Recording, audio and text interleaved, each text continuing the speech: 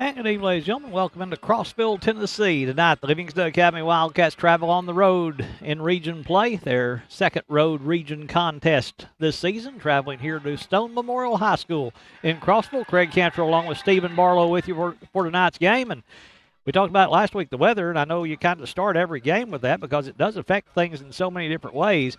But high school football, I don't think you could have ordered up a better season than this season the Livingston Academy Wildcats have had. 7 games, 7 just almost perfect nights to play football, and another one here tonight. You come up here expecting to be a little cool, Stephen, but this is just great football weather right here.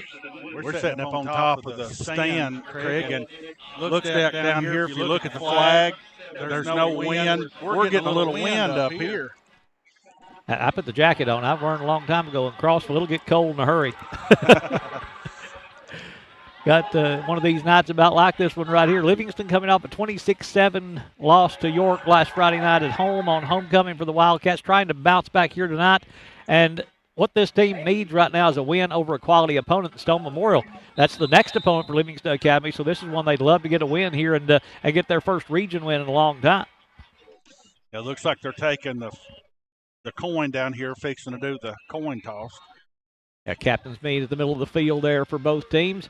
As the captains for Stone, number 1, Bear Eldridge. Number 2, Houston Woody. Also number 12, that is Nick Osmond. He's their quarterback. He makes things go for the Panthers. And number 37, that is Caleb Morris Pankey for Stone Memorial. Now for Livingston, they will send out there Will Brown, Trey Coleman, and also the third captain for the Wildcats is Brody Coffey for Coach Mattenhauser and Livingston Academy. As the Wildcats come in 2-4 overall on the season, they're 0-2 in region play. They won the coin toss at Livingston Academy. They have deferred to the second half. This is the last home game this season for Stone Memorial. They have only 4 home games, so kind of a big contrast there. As Stone Memorial 4 home games, Livingston Academy with 7 home games this season, and that's tough on a team to play only 4 home games. It is, and we went through that the last couple of years with building the new stadium, and now we get to take the advantage of having home games, Craig. I think that's a big thing to rebuild the confidence of the home team. But we came in, they was having senior night, and we didn't know what to think. Yeah, no. It was 4 weeks left of the season. You usually don't end up your home schedule that soon, but I remember Livingston Academy has had 4-game road trips or 4-game homestands. You know, it happens sometimes. As the Wildcats come onto the field for the first time tonight, they're dressed in the white jerseys, the blue pants, the white football helmets for Livingston Academy as Stone Memorial comes out onto the field for the first time on this senior night here in Crossville. They're dressed in the black jerseys, the gold numbers, the silver football pants, as they used to say down in Georgia, the silver breeches for the Stone Memorial Panthers, as they are coached by Coach Derek Samber. Coach Samber been around a very long time. He was an assistant coach at Upperman for a few years, then moved up to York. Coached there 2 or 3 years, then moved here to Stone. He's been here 7 or 8 years, so been a long tenure for Coach Derek Samber, and he's one of the good guys in coaching around the Upper Cumberland area. As thing I remember about him one time, Livingston playing York when he coached up there, and they got a safety on the Wildcats, so that means Livingston got a safety on them, so they lined it up to kick off, onside kick at the 20-yard line after a safety, and he got it. You know, nobody expects that to happen, so he'll take chances, and you can see that tonight, as he'll do things that you might think, why is he doing that? But somehow they seem to work, as they'll send the kickoff team out there to get this one started. He's taking this Stone Memorial team and build them into something, because it wasn't too long ago when this school started. Oh, they're, it's probably 10, 12, 14 years now they've been around. And, yeah, I can remember when they started, when they moved into the district with Livingston Academy. I remember coming up here, and to be honest, I don't remember who won it, but there was a 5-3 game up here one night in football between these two. I think Stone got the win 5-3 at home in this one, as they'll receive the opening kick. To drop back to receive in the middle of the field is Bear Eldridge to receive the Dylan Watson kick. Happy to have you with us here on Overton Events, anywhere you're watching.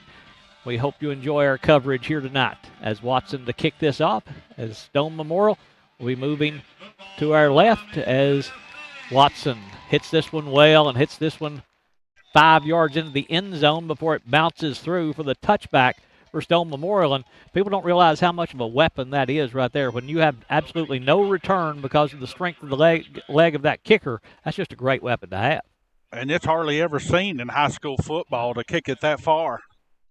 He's got a chance to play on Saturdays in the fall, does Dylan Watson, as when he gets out of high school, as Stone will have it 1st and 10 at their own 20-yard line.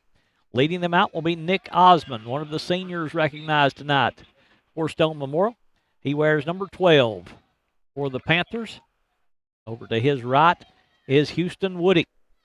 Osmond takes the snap, fakes the handoff, now will roll out, has some time, throws over the middle. It's going to be caught by number 1. Making the catch there is Bear Eldridge, picking up a good gain as Eldridge able to use his body to shield that defender, and he'll pick up 18 on the first catch of the night for a Stone Memorial wide receiver. Hurry up here by Stone as they'll hand off now, and a tackle for a loss there by the defense for Livingston Academy. Good job there by the Wildcats, as on the carry was Houston Woody. On the tackle for loss was Jordan Geist for Livingston Academy, and Woody will lose a couple of yards, and Weiss got a great jump on the snap of that football. They wasn't fooled by that. The fake handoff and the play before this handoff, he got him right off the bat. Osmond. Looking over to the far side, they're checking on one of the Stone players over there. They're going to send number 25 off the field, it looks like. That's Brady Lane for Stone. He might have a little blood on his arm. Lane going to have to come over and see the trainer here to get that taken care of. No, it's knee pads. Yeah, some of them look like they're wearing shorts out there anymore the way they wear them. Osmond rolling out, has some pressure, steps up in the pocket. Osmond on the run. He was close to the line of scrimmage, throws incomplete on that pass attempt, and it will be the first miss by Osmond as he opens 1 for 2 as Brady Lane checking back in. A lot of people remember that name from basketball. He's about 6'5". You also remember the hair a lot from basketball, as he's very noticeable with that hair on the basketball floor and coming out from under the helmet here. There was another player that was out there earlier, and I was thinking of Pittsburgh football. No, Palomino. Yeah, I couldn't remember his name. Osmond takes the snap. He'll roll to his right. Osmond steps up. Will throw downfield. That one is almost intercepted. Goes through the hands of Will Brown, as Brown had a chance to pick off Nick Osmond as he overthrew the wide receiver by 5 yards, and Brown just couldn't pull it in, or the Wildcats would have had the first turnover of the night. He was a little angry at himself right there, Craig. Yeah, that's a chance you don't get too often, as if he picks that off, he's got a chance to get a big return out of it, as Livingston going to get a new defensive lineman out there as Leo Cardenas will check in for the Wildcats, coming in for Livingston Academy. And that brought us to 4th down, so a 4th and 13, and Stone will have to punt. But before they do, a timeout going to be called by Livingston. Wildcats will take their first timeout with 10:40 to play in the first quarter. No score with the timeout called by the Wildcats.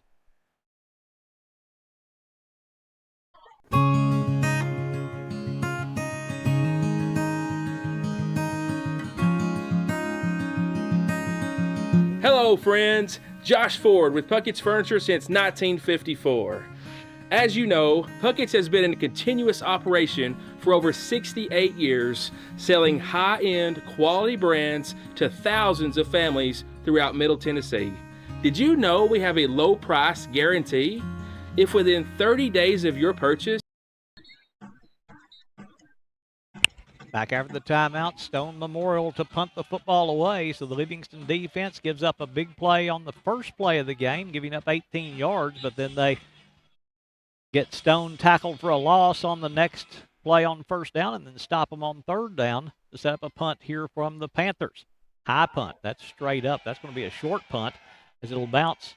It'll take a big Stone hop inside the 40 and roll inside the 35 down to the 36-yard line, where Livingston Academy will take over 1st and 10 for the Wildcats as they will have their first possession. That punt, we didn't think it had a chance to go anywhere, but it ends up being, a 10, 20, 28-yard punt on one that only in the air went probably 15, as it took a huge roll for Stone Memorial, and Brody Coffey will lead the Wildcats offense out here to start their first possession of the night. Coffee joined in the backfield by Jake Hughes to his right and Trey Coleman directly behind him. A little different look for the Wildcats. They'll fake the handoff to Coleman. They'll run the option with Hughes.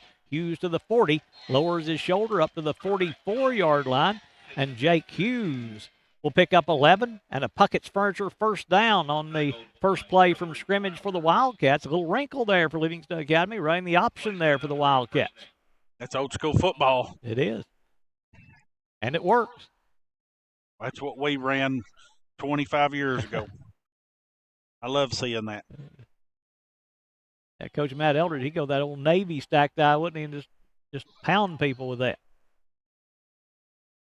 Coffee fakes the handoff again, in trouble in the backfield, breaks the first tackle, but can't get away from the second defensive player there. Is in there tackling Coffee for a loss is going to be Cole Hinch. Will be a sack on the play for Hinch, and Coffee will lose a yard on the play and put Livingston behind the chains now to set up a 2nd and 11 from the 44. The Wildcats have it from their own 44-yard line.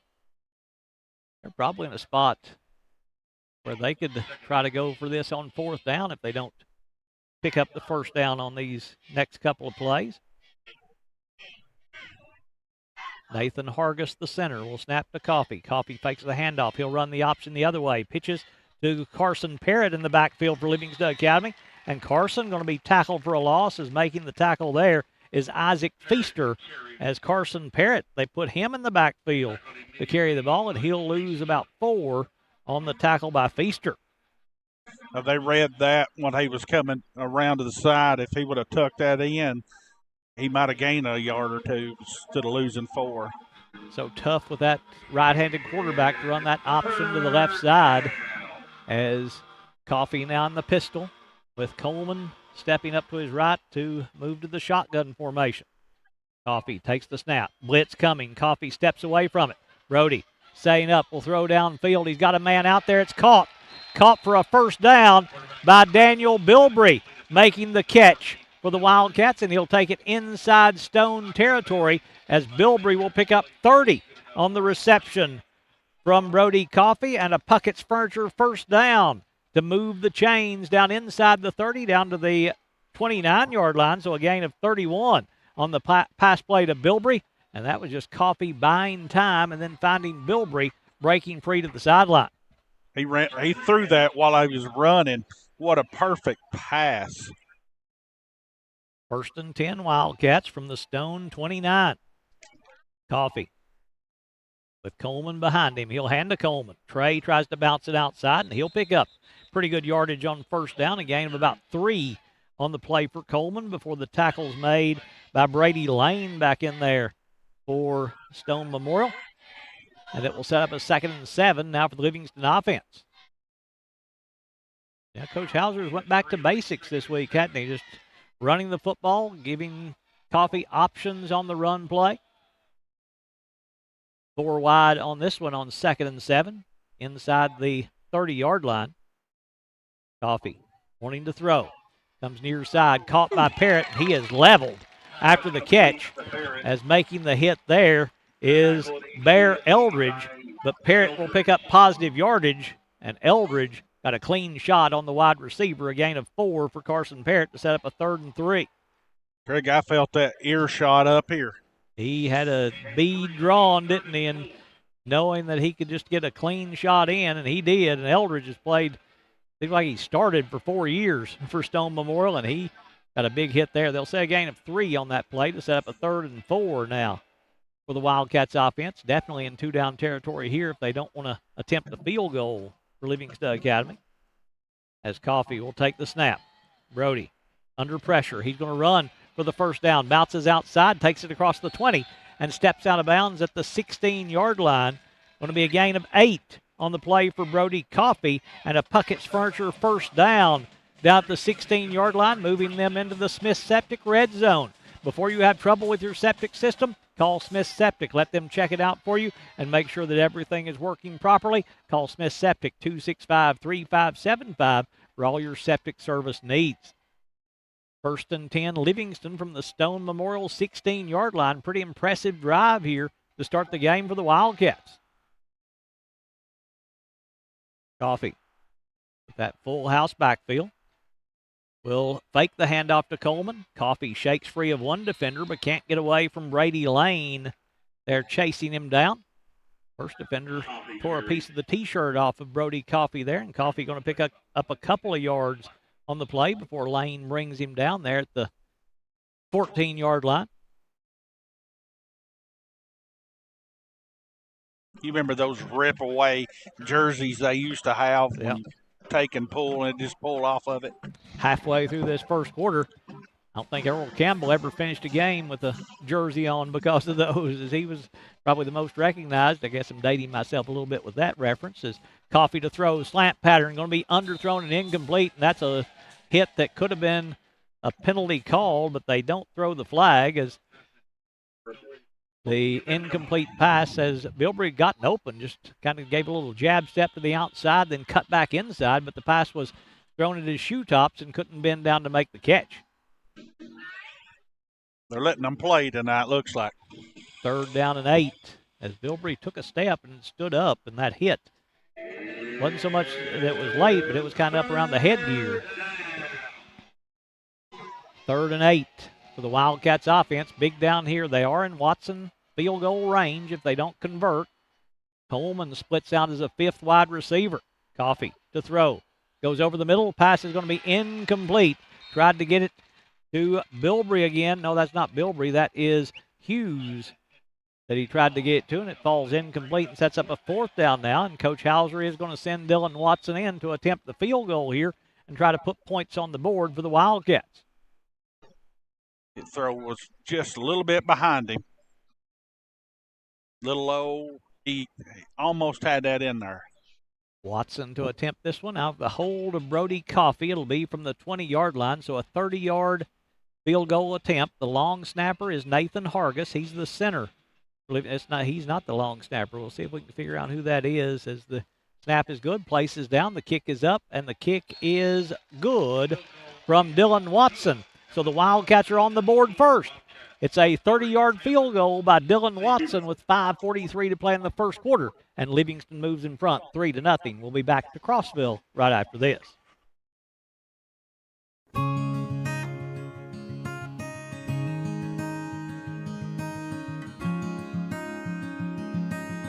Hello, friends. Are you in the market for a new mattress or bedroom suit? Puckett's Furniture is your Tempur-Pedic and Sealy Posturepedic mattress dealer. Take advantage of Puckett's low price guarantee, plus up to 80% off of our Jameson solid latex mattress sets, putting thousands of dollars in your pocket. Queen mattress.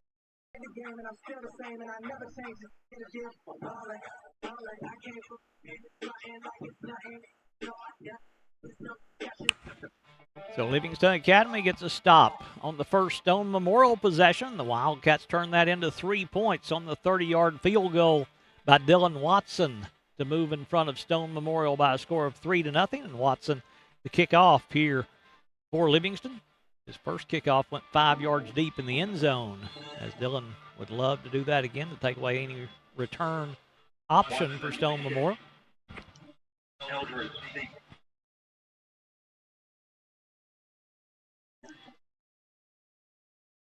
Bear Eldridge awaits the kick.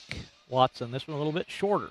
Will be taken by the return man on the right side of the field. Is bringing it up the middle of the field now, working all the way to this near side.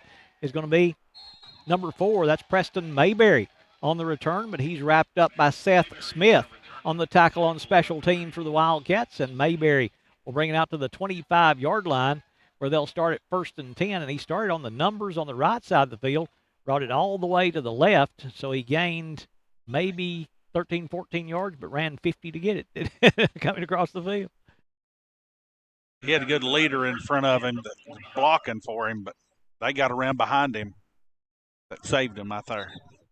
Osmond, the quarterback, he's joined the backfield now by Maddox Akendo, the running back now for the Panthers. They'll hand off to Akendo as he'll bounce it outside. Has some room at the 30, then hammered out of bounds at the 37-yard line, but there's a flag down back at the 30. Probably going to be a hold here on Stone Memorial to move them backwards on the play. The Stone Memorial player was pushed one down over here. Be a block in the back on the Panthers, so Akendo will get 6 yards on the carry, and they'll step the penalty off from there. So it'll be first down again, and first down at about 14 for the Panthers from the 20-yard line. Well, at first and 15, they have to get to the 35 to pick up the first down. 5.5 to play first quarter. Livingston Academy leading by a score of 3-0. There's a flag on the play. It's now first down, 15 yards to go. First and 15 for Stone as Osmond from the shotgun. Akendo standing to his left. Osmond looks over to the sideline to Coach Derek Samber, who may be changing the play call. Smith walks up to show blitz for Livingston Academy. Osmond will move Akendo to his right. He'll take the snap. They'll run the option. Akendo will take the pitch. He'll take it across the 30, wrapped up right at the 30-yard line. Is up there to make the tackle for the Wildcats is going to be Carson Parrott there for Livingston Academy as Carson comes up to make the stop. 11-yard gain for Okendo on his second carry of the night. That's up a second down and 4 now for the Panthers. 11, it'll be second and 4. They go a little hurry up here, 4 wide for Osmond. As Osmond will take the snap, he'll hand to Akendo. Akendo breaks the tackle in the backfield, then is going to be brought down about a yard shy of the first down. Trey Coleman there to wrap him up. Say a gain of 2 on the play for Okendo, so it's going to be a third down and 2. Now for the Panthers offense, they've got to get to the 35-yard line to move the chains. Lane will line up the H-back spot on that right side. 2 wide receivers on the near side, working the wide side of the field with man-to-man coverage. They bring Lane back to that side. They'll hand off in the middle. It's going to be a first down there for Stone as they brought a new running back in.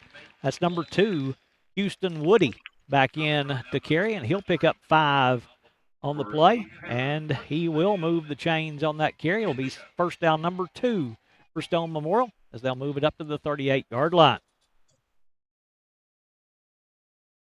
We approach 4 minutes to play in the first quarter. Take the handoff. Osmond throws far side. It's going to be caught. Then trying to make a move. The receiver going to be brought down, but it's going to be an 8-yard gain for Chris Hanna on his first catch of the night. As Osmond now 2 of 4 throwing the football in this first half. Gain of 7, it'll be It's like he was leaning a little bit, Craig, when he caught that ball. Caused him to fall. Saved him from getting another first down. Second and 2 is Stone going to bring an extra running back. Looks like a little confusion as he'll move to an H-back spot on this near side. Osmond going to fake the handoff. Osmond going to keep it. He'll pick up the first down and be pushed out of bounds over on the far side. Carson Parrott there to make the tackle again for Livingston Academy, but not before a 9-yard gain for Nick Osmond on his first rush of the night, and first down number 3. Now for Stone Memorial as they move it down to the 41-yard line, where it'll be first and 10 for the Panthers. Lane checking back in. He'll replace Isaac Feaster, who was that H-back that was in with a little confusion on the last play. Osmond takes the snap. Play fake. Osmond throwing on the slant. It's going to be caught by Lane, and Lane will fumble it. Ball is loose, and the Wildcats will recover. Jake Hughes with the recovery for Livingston Academy. Lane on that little hot pass to the tight end got open and made the reception, but then it was knocked free by Carson Parrott, then picked up by Jake Hughes, and it will be a turnover for Stone, and the Wildcats will have it with 3:16 to play in the first quarter. As a crucial move that we needed right there. Super moon out tonight, as Keith Jackson used to say, a little possum hunting moon here on the mountain in Crossville as the Wildcats get the first major break of the game on that turnover by Stone Memorial, and Livingston will take over. After Stone had been moving the football, the Wildcats will have it first and 10 at their 30-yard line. Coffee will move Coleman to his left. Coffee will take the snap. Brody under some pressure, steps up in the pocket. He's throwing deep. He's got a man out there. It's overthrown and incomplete. He tried to hit Jake Hughes on that fly pattern. Pretty good defense there by Stone, as running step for step with him was Chris Hanna. Hughes did have the inside shoulder on him, the inside position, but the pass just a little too long for him to get to. It would have been a crucial play to get right there to make that much yardage on that turnover. And Coach Dan McCoy used to always say, when you get a turnover, go for the throat. And that's exactly what Coach Hauser did right there, trying to get that big play after the turnover when that defense is a little bit shell-shocked, but couldn't convert. Coffee. Now from the pistol. Will take the snap. Coffee, quick throw out to the far side, going to be complete to Bilbrey, and Bilbrey will have a short gain as he's forced out of bounds over there by Osmond. It'll be a positive gain on the play for Daniel Bilbrey, as we'll see where they spot him down. They'll put him at the 34, so a gain of 4 on the play for Daniel Bilbrey on his second catch of the night for 35 yards now total. That's 3rd and 6 for Livingston Academy with exactly 3 minutes to play in the first quarter with the clock stopped on the out-of-bounds play. Hughes coming wide to the right. Bilbrey, the lone receiver on the left side. Official stopping play over on the far side as they're going to send another Stone Memorial player out. He was pointing at his knee pads too. And they're well above the knee. The rule is that they have to keep the knee covered. I haven't seen anybody enforce it yet, and we're in week 7. But this group here, they are. 3rd down and 6 for the Wildcats offense. Coffee takes the snap. He'll roll to his right. Coffee steps up, throwing deep down the far side. Good adjustment by the wide receiver as he had to come in and play defensive back on that one as it was underthrown, and Daniel Bilbrey saw it was underthrown and just cut around Chris Hanna and knocked it away from Hanna to avoid the turnover, but Stone will get the stop and will force a punt from Dylan Watson. A little bit too much air under it. Went straight up in the air and stood straight. Defensive back had time to recover and get back to it, but Bilbrey, a good job knocking it away. Now Watson to punt. Snap a little high. Dylan has to jump up to get it. This one a little off the side of his foot. It'll hit at the 45 and take a Stone bounce back across midfield and will end up rolling dead at the Livingston 49-yard line, where it's touched down there by Dylan York. And the Panthers didn't give up a lot as they get the football to start this drive back on the Livingston Academy side, so they avoid trouble after that turnover after the recovery by Jake Hughes, and Stone Memorial will take over. Like we lost about 6 yards on that punt where the back roll on it. Yeah, it kind of got off the side of the foot of Dylan Watson that time, I believe. It just didn't get the distance that he normally does. As Stone Memorial coming back onto the field, I have to say, in all the years of doing games here at Stone Memorial, this is the best number uniform that they've had to be able to see the numbers. They've done a much better job with those numbers this time. Osmond, play fake. He'll throw it complete on this near side. Receiver makes a move. Flag thrown. Going to be a block in the back, I think, as Braden Story will bring down Bear Eldridge, but I think Brady Lane with a push in the back going to be called on Stone Memorial. Completion should stand for a gain of 4 for Bear Eldridge. It's twice this game, Craig, that's done that same thing.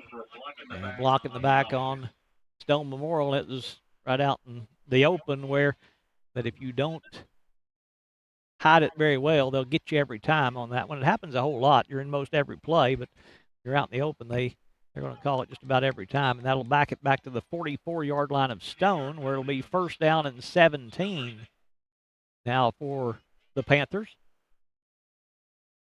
As Osmond with Akendo to his left will take the snap. He'll hand off to Akendo. Akendo gives ground to try to get the corner.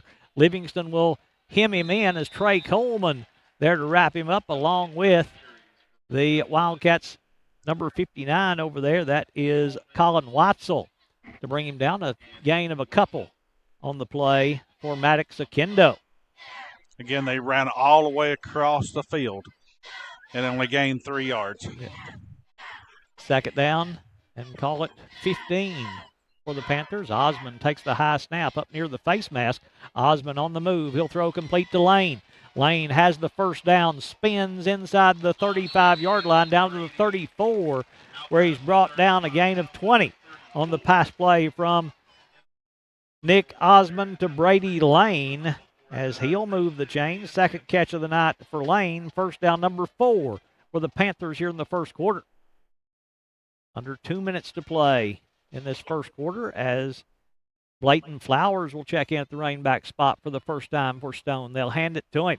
Flowers up the right side will be able to move the football forward for a gain of a couple before Colin Watzel will bring him down along with Drew Goolsby, but it will be a short gain on the play for Flowers and set up a 2nd and 8.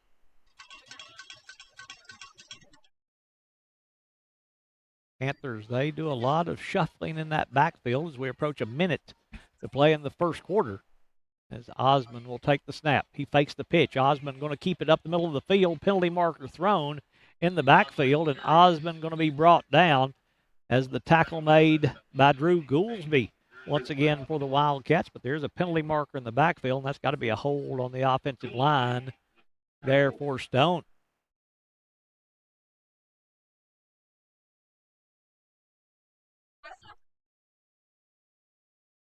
They take the penalty, it'll be 3rd and 19. They take, that would be 2nd and 19. They will take the penalty. We'll back it up to the 44-yard line. 2nd and 19 for the Panthers. Huge foul there to put them way behind the chains. Osmond takes the snap.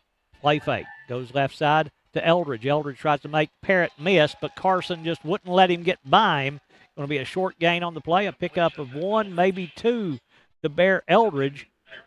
And Carson Parrott there on the tackle for Livingston. Now that it's 3rd and long. 2 major big penalties in this drive. Stone here, if they pick up a good chunk of this, they might go for it on 4th down from this area of the field. Osmond, play action. Osmond has some pressure. He'll roll to his left. Osmond will throw on the run. It's incomplete. Trying to get to Lane over on this near side. And from the 44-yard line, you'd think they'd punt it away right here and try to play a little field position against Livingston Academy, but we'll wait and see how Coach Derek Samber plays this. We had one a little slow to get up there, Craig. He's back on the field, ready to play. No, it is going to be a punt here by Stone Memorial as Osmond will drop back to punt. Kind of always an advantage to have your quarterback as your punter as well. Snap good. Punt is away by Osmond. Pretty good punt going to the far side of the field. It'll take a Stone roll inside the 10-yard line, rolling all the way down to the 8, where it'll be down by the Panthers offense or the Panthers punt team. So they did what they wanted to do. They flipped the field and they pinned Livingston deep in their own end. As they'll spot it down. They haven't placed it yet. 4-yard line? They're going to put it at the 5, looks like, for that one. It is going to be the 4 inside the 5-yard line. So 1st and 10 Livingston from their own 4-yard line. So Osmond did his job, and Coach Samber hoping the defense can do theirs and get the football back as they play field position. There's nobody guarding Jake Hughes very close at all. Right there's that slot receiver. Now they step up a little closer. Coffee going to run the option. He'll take it off the left side. We'll pick up a short gain on the carry for Brody Coffee. Over there making the stop for Stone was Houston Woody, along with Gage Eldridge in there on the tackle, but it will be a gain of 2 on the play for Brody Coffee, and that will be the last play of the first quarter. As Coffee picks up 2, and the quarter will end right there. After 1 complete, it's Livingston Academy 3, Stone Memorial 0. We'll have the second quarter coming up right after this.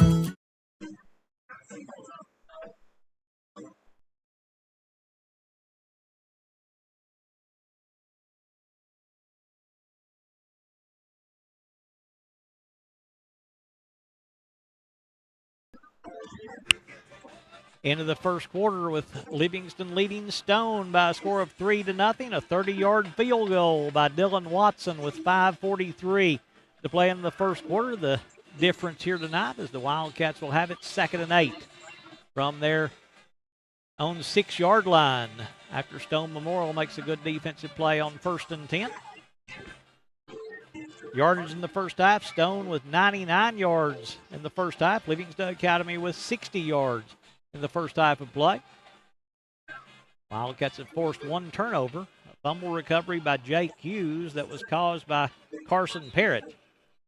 Coffee with Coleman behind him in the pistol. I'll move Coleman to his right. Now Frey goes out in motion. Coffee wanting to throw. That one intended for Bilbrey, overthrown and incomplete. And it'll set up a 3rd down and 8 now for the Wildcats offense. Let's check the offensive line for Livingston. The center is number 55, Nathan Hargis. On the line, number 54 is Jordan Ficklin. Number 65 is Jamie Mansell. Number 72 is Dawson Ledbetter. And also, number 59 is Colin Watzel, the offensive lineman for Livingston Academy here tonight against Stone. They've done a pretty good job up front against this Stone defense that it looks like Livingston's bigger than the Stone defense.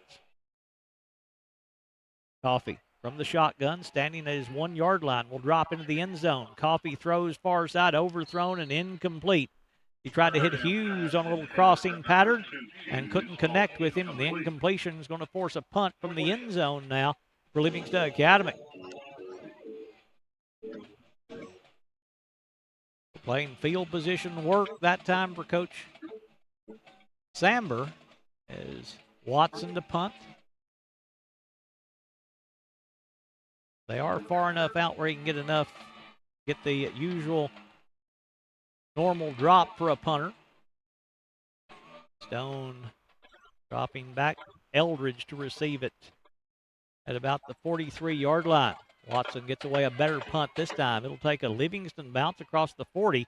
Eldridge will get away from it, rolls across the 45 up to the 48-yard line. Drew Goolsby trying to wave it on upfield, but can't help it out. Might have got a yard extra out of it up to the 49-yard line, where it'll be 1st and 10 now for Stone, starting this drive on the Livingston Academy side of the field. He was talking about size right before the game. Coach McDonald and I was talking about wondering if we can put a jersey on and play a little. I don't know. I got tired climbing the steps here, getting to our broadcast position, so I don't know about going out there and playing. Osmond with an empty backfield. 5 wide, 3 to the left, the wide side of the field, 2 to the right. Osmond rolling out that way. He's going to step up. He's going to throw. It's going to be caught, but he had to go to a knee to make the catch. Did Houston Woody. But it will be a good gain, a pickup of 8 on the play to Woody to set up a 2nd and 2 now for the Panthers. Woody with his first catch. Osmond has already completed 7 of 10 in the first half, now for 72 yards, no touchdowns, 1 interception. No, he didn't have an interception. It was a fumble recovery. Osmond, play fake, has some pressure, steps up in the pocket, now will throw. Rifles one complete for the 1st down for Stone Memorial. Is making the catch will be Hannah. There to make the stop is Seth Smith. No, it's incomplete. They say Smith knocked it away, so it's incomplete. And we'll set up a 3rd and 2 now for Stone Memorial. This is a crucial stop we need right here, Craig. 3rd and 2 from their own 41. Osmond, they put a running back there with him on 3rd down and short. Osmond takes the snap. He'll hand off. No, he keeps it. Osmond throwing deep down the far side, overthrown and incomplete to set up a 4th and 2 now for Stone Memorial. I think on that play, that's saying we're going to go for it on 4th down, even if we don't convert, but there's a penalty marker down. Penalty marker down at the 40-yard line. Looks like it's going to go on Stone. It'll be an ineligible man downfield on the Panthers. Coach Mattenhauser going to accept that penalty to back them up, because what I started to say was if you throw deep like that on 3rd and 2, That's just saying we're going to go for it on fourth, even if we don't make this connection. So Coach Hauser is going to back them up and make it tougher on them on third down and not give them that 4th and 2 opportunity. Yeah, you figured you're behind. You might want to go for that first down. They haven't stepped off the yardage yet. They've still got to do that. Penalty is for ineligible man downfield on the offense. I don't know if he's going to accept it or not. I thought he'd already said that he was. They go over to talk to Coach Hauser again.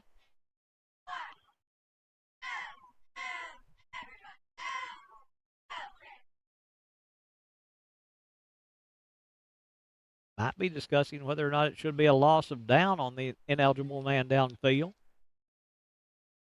like they did not accept it. Ineligible man downfield, that penalty. So it is declined. So he'll set up a 4th down. 4th down and 2 here for the Panthers. Big play right here as they line up in a bunch formation here. Osmond will take the snap. Osmond steps up in the pocket. Osmond now going to throw on the run, and he's got a man wide open, and Eldridge will make the catch, falling down. How did he catch that one? Nobody was close. Osmond throwing on the run with a defender holding on to him, able to get complete down to the 12-yard line and move the chains on an improbable play all the way down to the 12-yard line. Pickup of 29 to Bear Eldridge on the catch. Throwed a little bit behind him with him having to stop and turn around to catch that, saved the touchdown. 1st and 10 for the Panthers as Osmond will take the snap. He'll hand off up the middle. Running back will gain a couple, maybe 4 or 5 as Drew Goolsby there to wrap up Houston Woody. They'll say a 2-yard gain for Woody. Sets up a 2nd and 8 now for the Panthers offense. We've got 9 minutes, another 10 minutes to play in this first half as Stone has it 2nd and 8 from the 10-yard line. Osmond will take the snap. He's going to hand off to Akendo. Akendo quickly off the right side. Breaks one tackle. Takes it inside the 5-yard line. Pushed out of bounds by Seth Smith. Where'd they say he stepped out? They'll say the 5. So a gain of 5 for Maddox Akendo. Maybe down to the 4-yard line. So a pickup of 6. Number 34, Smith. To set up a 3rd down and call it 3 here for the Panthers offense. In 2-down territory to pick up this 1st down for Stone Memorial.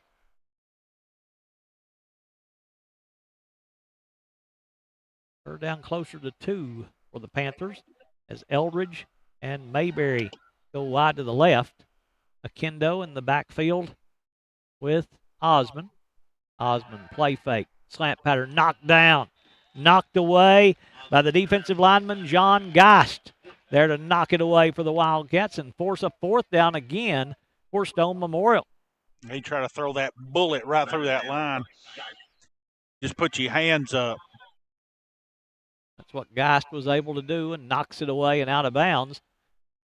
Like they're going to keep the offense out there. Not going to go for a game-tying field goal from the 4-yard line. So they'll keep the offense in there. With 8:51 to play in the first half. Another big play. They converted on a 4th and 2 earlier in this drive with a deep pass to Eldridge. But here they need 2 inside the 5-yard line. It tightens up a little bit there. They're trying to draw Livingston off sides. Can't do so. And a timeout going to be called by Stone Memorial. While they take a timeout, let's take a moment to thank our sponsors for making tonight's broadcast possible.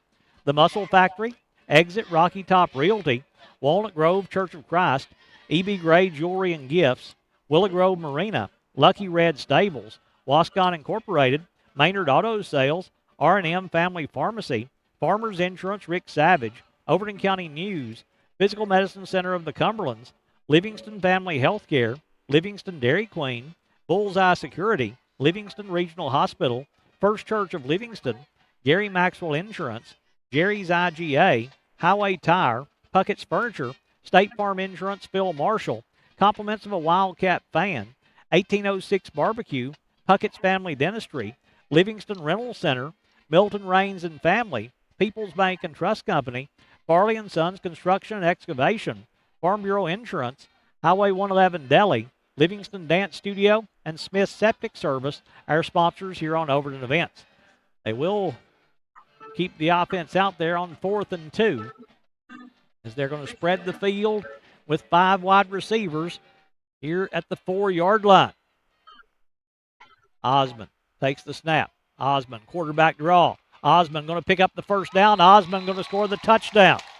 4-yard touchdown run for Nick Osmond to move Stone Memorial in front with 8:44 to play here in the second quarter, and the Panthers are on the board for the first time, leading 6-3 with the extra point coming. With the athlete that he is, you kind of expected that when they put the 5 wide in there to spread everybody out. All that you need is to find a hole, and with the athletic ability that he has, you're able to just read and react, and that's what he did and picks up the touchdown.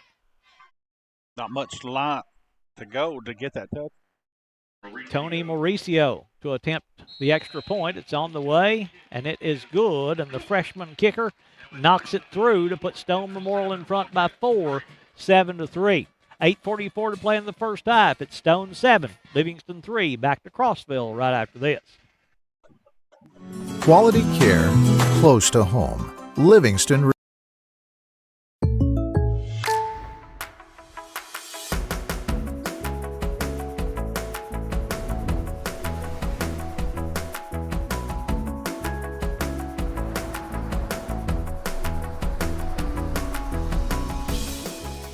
The State Farm Personal Price Plan helps you create an affordable price just for you. Contact local agent Phil Marshall for your personal. Stone Memorial to kick after the touchdown on the 4-yard run by Nick Osmond, the quarterback for the Panthers. Pronounced like the Osmond family, the singers, but spelled O-S-M-U-N for Stone Memorial. As Mauricio to kick off here for the Panthers, a freshman kicker for Stone Memorial. Left-footed is Mauricio. Didn't say that when he attempted the extra point, but a left-footed kicker. Bilbrey deep to receive the kick for Livingston. As I think Livingston's seen something that tells them that he doesn't kick it very deep. Mauricio hits this one pretty well. Bilbrey will field it at the 11. Has some room to the 20. Tries to bounce it outside. Daniel to the 25 and cut down there at the 28-yard line, but a pretty good return there by Daniel Bilbrey over there making the tackle for Stone. Was Brady Lane over there for the Panthers. And Livingston will have it 1st and 10 at their own 28-yard line where the Wildcats will start this possession. This drive will be crucial to try to score to come back right after that Panthers score. Yeah, 8.5 to play here in the first half just about. As Coleman behind Coffey. 2 wide receivers each way for the Wildcats offense. Coffey scoots up a little bit in the backfield. He'll take the snap. He'll hand off to Coleman, and Trey's going to be wrapped up quickly on a good tackle there by Cody Parker for the Panthers. Coleman tackled right at the line of scrimmage for no gain on the play. To set up a 2nd and 10 now for the Wildcats. 2nd and 10 for Livingston from their 28. Trip receivers to this near side. Coffey steps up in the pocket. Coffey now wanting to run, now throws late, trying to get it to Bilbrey over here on the near side, but falls incomplete. Sets up a 3rd and 10 now for the Wildcats offense. There was something going on. The Panthers coach runs out onto the field. And they let him continue with the play. He does get fired up. There's no doubt about that. I think wanting an offsides call or telling his defensive backs to not let anybody get behind them. It's 3rd and 10 here for Livingston Academy. Big play here. Try to get them some field position back. Oh, they didn't expect the snap. Coffey is going to pick it up. Coffey rolling out. He'll throw on the far side, incomplete, as they snapped it before Coffey expected it. fortunate just to keep possession and to get back to the line of scrimmage with the incomplete pass, as that one went right to the left of Brody Coffey, and he's able to pick it up and then smartly just throws it away without giving up a big loss, but it sets up a 4th and 10.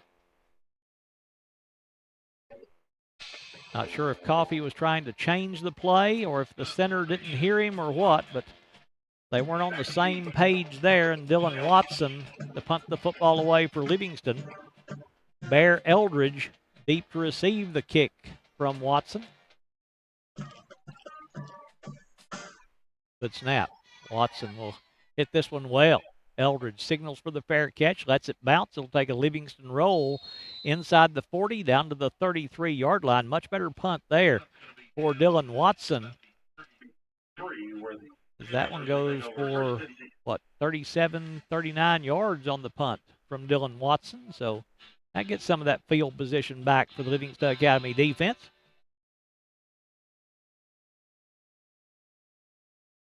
Stone will have it 1st and 10 at their own 33-yard line.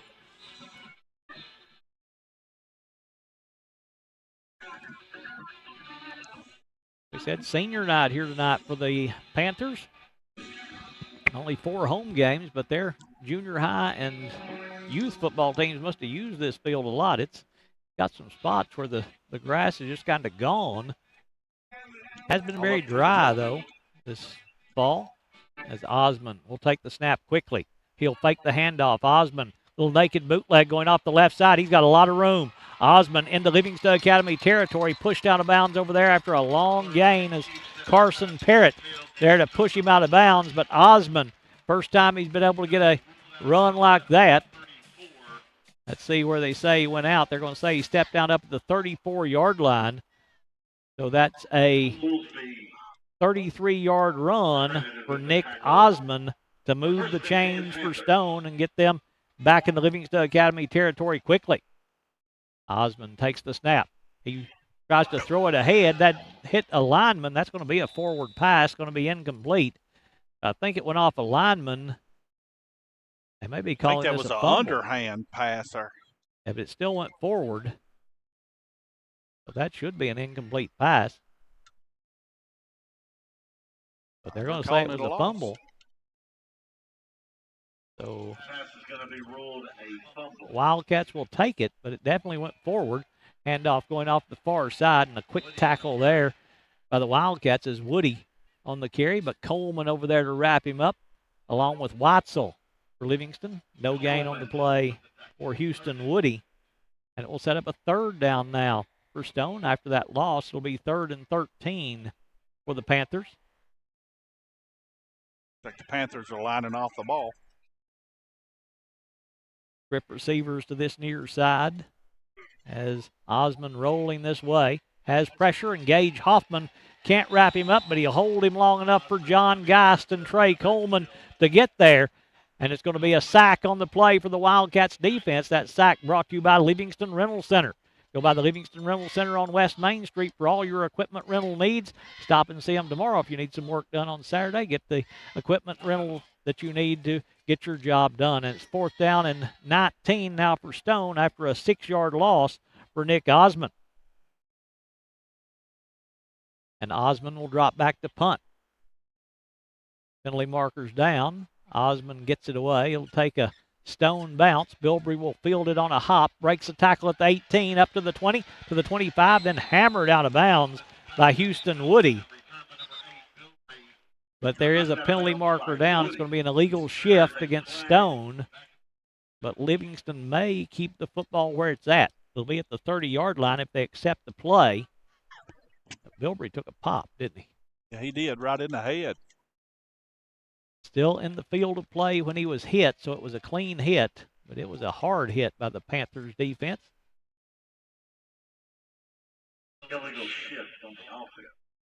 Looks like they're going to decline that penalty.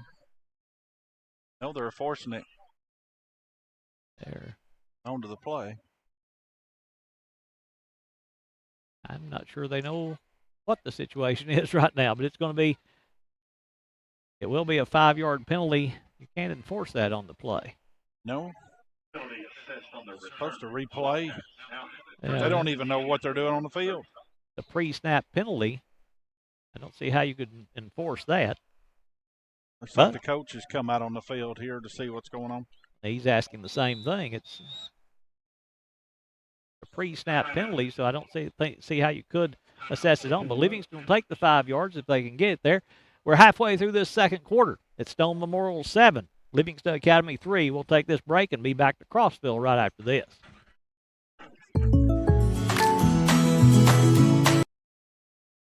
Quality care close to home. Livingston Regional Hospital. Protecting the newest Overton County residents. Livingston Regional, named one of the state's best award winners for its work at reducing infant mortality.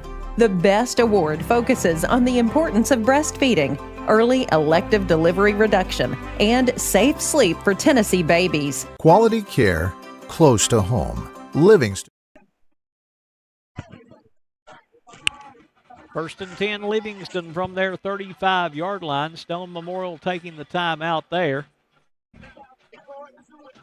to set their defense. 7-3, got a good one going here in Crossville with the Panthers leading by 4 over the Wildcats. Coffee moves Coleman to his right. Brody will take the snap. Before he does, though, whistle stop play. It's on the far side over there. Going to be a offsides against Stone Memorial.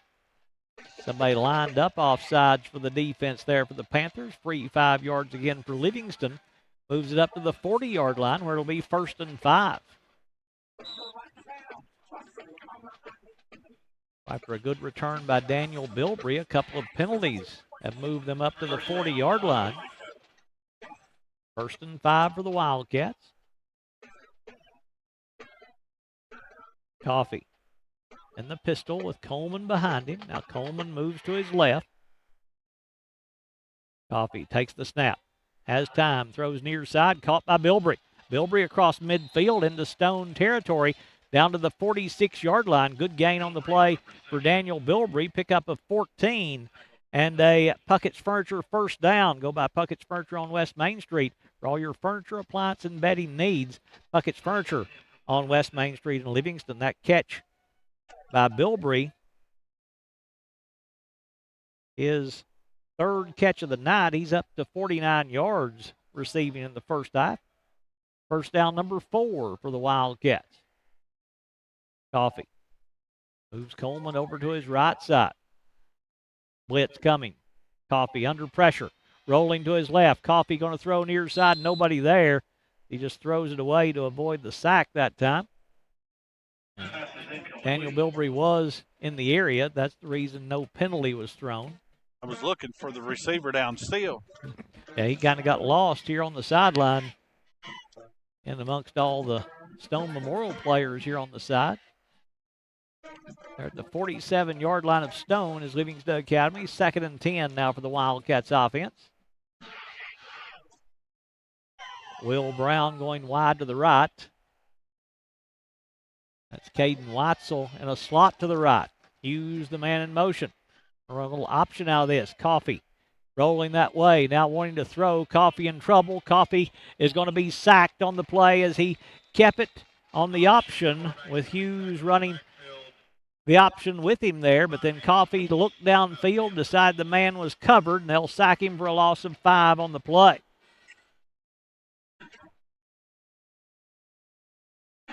And it'll set up a 3rd down and 15 now for Livingston. Back on the Wildcat side of the field as the clock runs with 4:40 to play in the first half. Stone Memorial leading by a score of 7-3.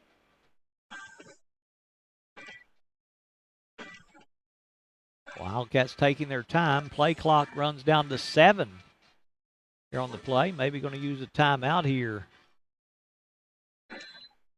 And they will eat some of this clock.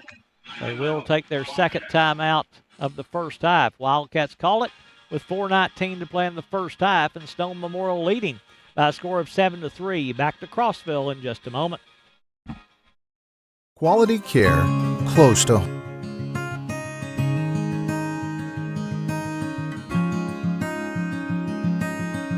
Hello, friends. Josh Ford with Puckett's Furniture since 1954.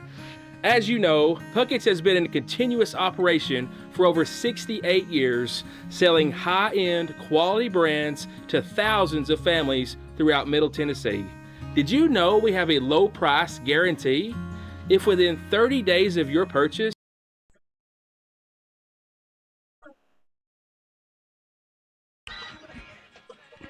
Timeout taken by Livingston, their second timeout of the first half. Join us on Tuesday night for Livingston Academy Lady Wildcat Volleyball. The Lady Wildcats will be in district tournament play as they'll play Upperman on Tuesday night at 5:30 in an elimination game in the district tournament. Wildcats and Lady Bees meeting at Livingston Academy at 5:30. Join us for that one. If you can't go out and support the Lady Wildcats, watch it here on Overton Events. Coffee, play fake to Coleman. That one's batted down.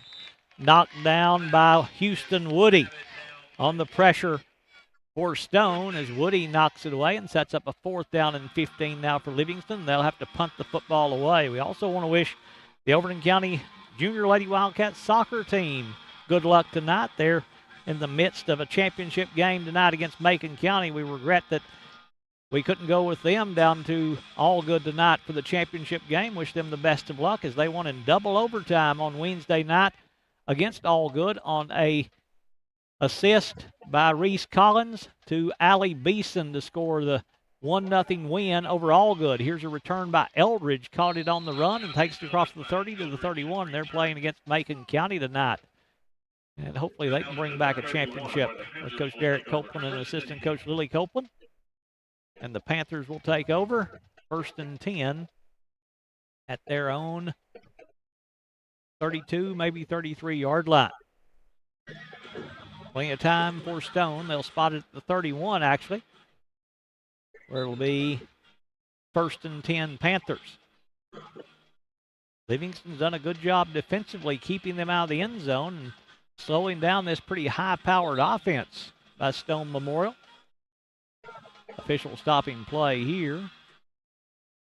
Come over to the side. The play clock has went dead on the right side. The one on the left is still working. It was working down here not long ago.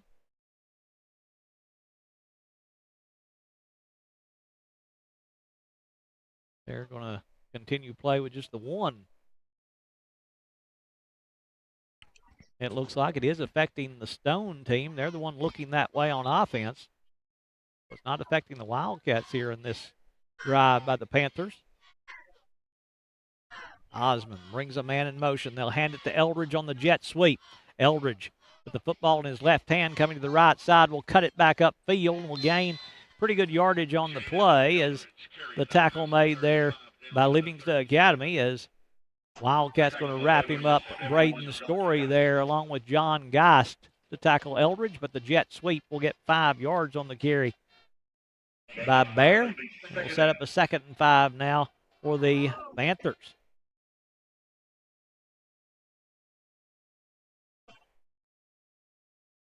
Osmond takes the snap. He'll hand off to the running back. That is Woody on the carry. John Geist in on the stop again. Woody going to gain a couple on the play and set up a 2nd and 3, or the 3rd and 3, call it a 3-yard gain, so it's 3rd and 2 for the Panthers now. They're quickly back to the line of scrimmage. 1 timeout left in this first half for Stone, but a possession down here as they'll fake to Woody. Osmond will keep it. Osmond going up the middle of the field, and Jake Hughes going to wrap him up, but did he get enough to pick up the first down? It's going to be close. As that's Hoffman. Oh, it is Hughes that brought him down. It will be enough for a first down. So Woody needed 2. He barely got 2, but it moves the chains and keeps this drive going for the Panthers. Under 3 minutes to play in the first half. Osmond takes the snap. Play fake. Osmond wanting to throw over the middle. It's covered. Osmond pulls it down. Now finds Lane wide open at the 35. Cuts it inside the 30 to the 25 and all the way down to the 23-yard line where Jake Hughes will bring him down. But a big play here for Stone as Lane makes the catch. 37 yards to Brady Lane for his third catch of the night. 3 catches, 69 yards for Brady Lane, and first down number 9 in the first half for Stone. He come off the field a little shaken after that play. Osmond, play action, throws near side on the quick little curl pattern there to Hannah for the completion. Braden Story coming up to make the stop, but the pass complete to Hannah for a gain of 6 and a 2nd and 4 now for Stone.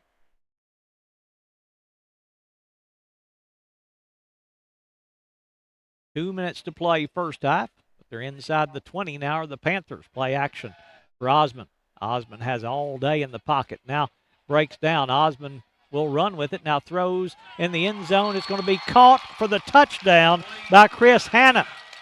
17 yards from Nick Osmond to Chris Hannah as Osmond just kept buying time in the pocket and rolls out and throws on the run with a little jump pass with 1:47 to play in the first half. Stone Memorial goes in front 13-3 with the extra point coming. They tried to do a little QB contain there, wasn't putting a lot of pressure on him, but gave him a lot of time to get that receiver in the end zone down there. And a good decision by Osmond, seeing the field that way, just seeing Hannah open up on the back line. Extra point coming from Tony Mauricio, the attempt. Snap is good, place is down, the kick is up, and the kick is good by Mauricio. So with 1:47 to play in the first half, it is Stone Memorial 14, Livingston Academy 3. Quality care close to home.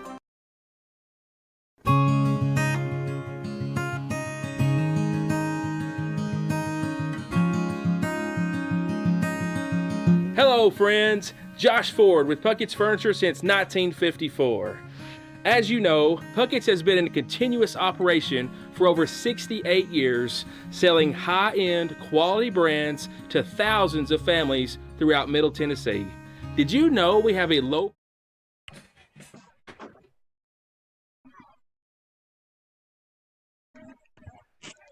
Stone Memorial, the kickoff here with Tony Mauricio. The kick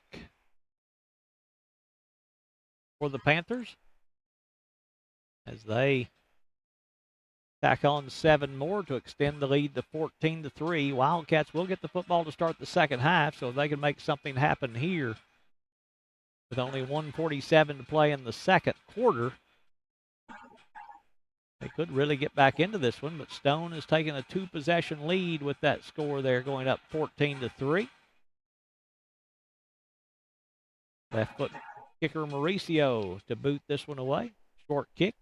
Bilbrey coming up to make the catch at the 15, to the 20, to the 25. Pushed out of bounds over near the 30-yard line where the Wildcats will have it 1st and 10, but you don't want to make a mistake here and give Stone a chance to add something late and then get the football. They ate a little of that clock earlier in the game. On the second quarter, they might want some of that back now. Stone, plenty enough time to score. Stone only 1 timeout left for the Panthers as well. Coffee with 4 wide receivers.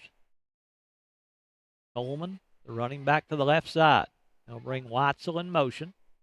Coffee takes the snap. Blitz coming. Coffee steps up, throws in the flats, trying to get the ball to Coleman, but out of his reach and incomplete to set up a 2nd and 10 now for Livingston Academy. And if you're Stone, that's kind of what you want. The pass that stops the clock. Now, if you can hold them, you can still stop the clock once and get this back with over a minute to play.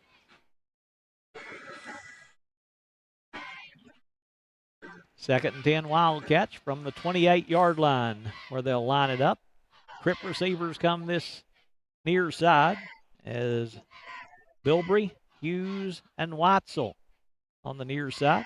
They'll hand it off to Coleman, and Coleman's wrapped up immediately as in there making the tackle is Cody Parker.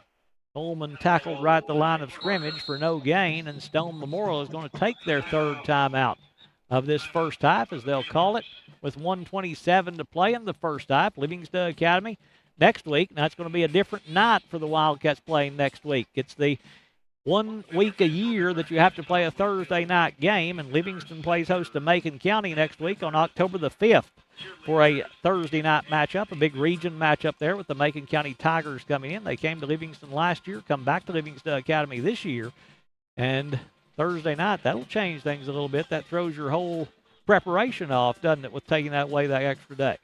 It does. An extra day of practice that's taken away from them. But it's done by the entire TSSAA. Everybody has to play one Thursday night game, so Livingston and Macon County will get theirs in next Thursday night. Good luck to the Overton County Outlaws tomorrow as they'll be up in Monterey to play in the conference championship, trying to get to the Super Bowl for youth football in the Middle Tennessee Youth Football Conference. All three teams, the Pee-wees, the juniors, and the seniors, all gained a win last week.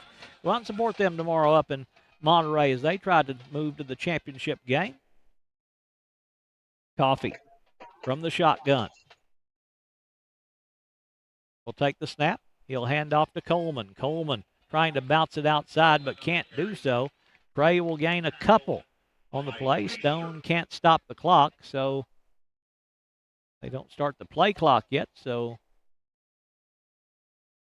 Stone, as it must not be working down there either. I didn't notice that. It's completely out on this right end. It's not running on the other, so they must be keeping it on the field, and that's the back judge that keeps that. They're both back on now, but still not working. The play clock continues to run. I'm not sure anybody's aware that, or the game clock continues to run. Livingston may be getting a break. Now the official on the field has it at 5, 4, 3, 2, 1, and they'll get the delay of game. Delay of the game against, Livingston going to take the timeout before they get the delay. So the Wildcats will take the timeout as Coach Hauser keeping an eye on that back judge. And just as the hand got to 1 second remaining, they use the timeout as you're watching Puckett's Furniture Livingston Academy football Friday nights here on Overton Events. If you enjoy our coverage of all the things going on around Overton County, go to our YouTube page, subscribe to our YouTube page. We'd love for you to join us on YouTube, and won't cost you anything, will never cost you anything to subscribe to our YouTube page. If you're watching us on Facebook, give us a follow, share our videos on Facebook. Help us grow our videos there as well. Help us out here as we try to grow our channel. We've been going with this channel for about a year and a half, and the growth has been very impressive with all the support from around the Overton County area. We appreciate everyone and hope more people will jump on board with us as Dylan Watson to punt away for Livingston. Watson takes the snap. Gets this one out of there. Going to take a Livingston roll inside the 40. Now a little bit of a Stone Memorial roll back to the 38, where Stone will have it. 1st and 10 with 23 seconds to play in the first half. And if you know Stone Memorial, they're probably going to take a couple of shots here. I see a Hail Mary coming. Yeah, they don't care to take. They don't care to take chances, especially in this spot. We've seen them throw a couple deep passes already in this game. Nick Osmond, the quarterback for the Panthers.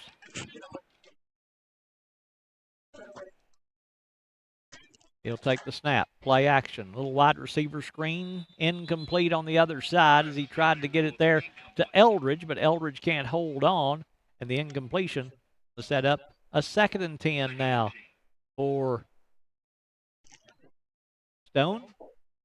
Down to 18 seconds to play here in the first half. Stone leading 14-3. Osmond. And the play call from the near sideline. He'll move Woody over to his right. Osmond, play fake to Woody. Osmond has some pressure, steps up in the pocket. He'll roll to his left. He's going to break a tackle there, going to throw deep in the middle of the field. Picked off by Daniel Bilbrey at the 40, to the 35, to the 30. Inside the 20-yard line will go Daniel Bilbrey on the interception for the Wildcats. The turnover by Bilbrey, but there is a penalty marker down on the field. That brought us down to the 15-yard line, and it had 5 seconds on the clock, but now it says 1. Penalty marker down on the play, though, over on the far side. Let's check this and see what it is. And Stone's point at Livingston Academy. We have personal foul on the Wildcats. Targeting. Ooh. And it must have been prior to the interception. Let's wait and see. Livingston may be going to keep possession here, though. They sort things out. No, I think it's going to be against the Wildcats.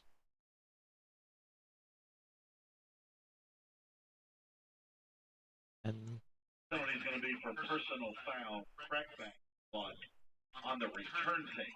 but it will be an interception. Bilbrey will keep the interception. The second turnover of the first half for Stone. That's a Livingston Rental Center turnover created by Daniel Bilbrey. Go by the Livingston Rental Center on West Main Street for all your equipment rental needs. Coffee takes the snap for Livingston. Brody wanting to throw deep. He's going into that little Hail Mary position down there, and it's incomplete. Bouncing away from the intended receiver down there, Braden Story, and that will be the last play of the first half. So at halftime, it's Stone Memorial 14, Livingston Academy 3. We'll be back to Crossville coming up right after this.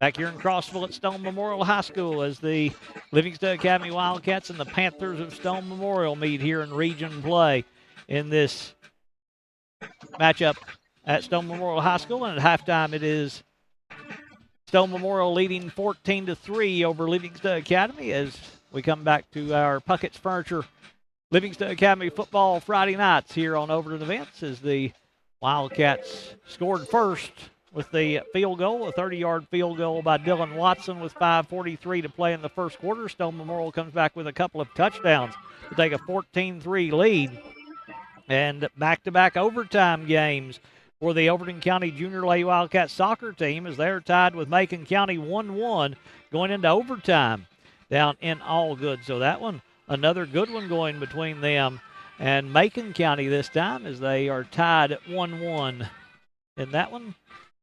Stone Memorial to kick off here in this second half as Livingston will receive the kick. Big possession here, Stephen Barlow, as if they can take this downfield and punch something in here, they'll get right back in this one, will Livingston Academy.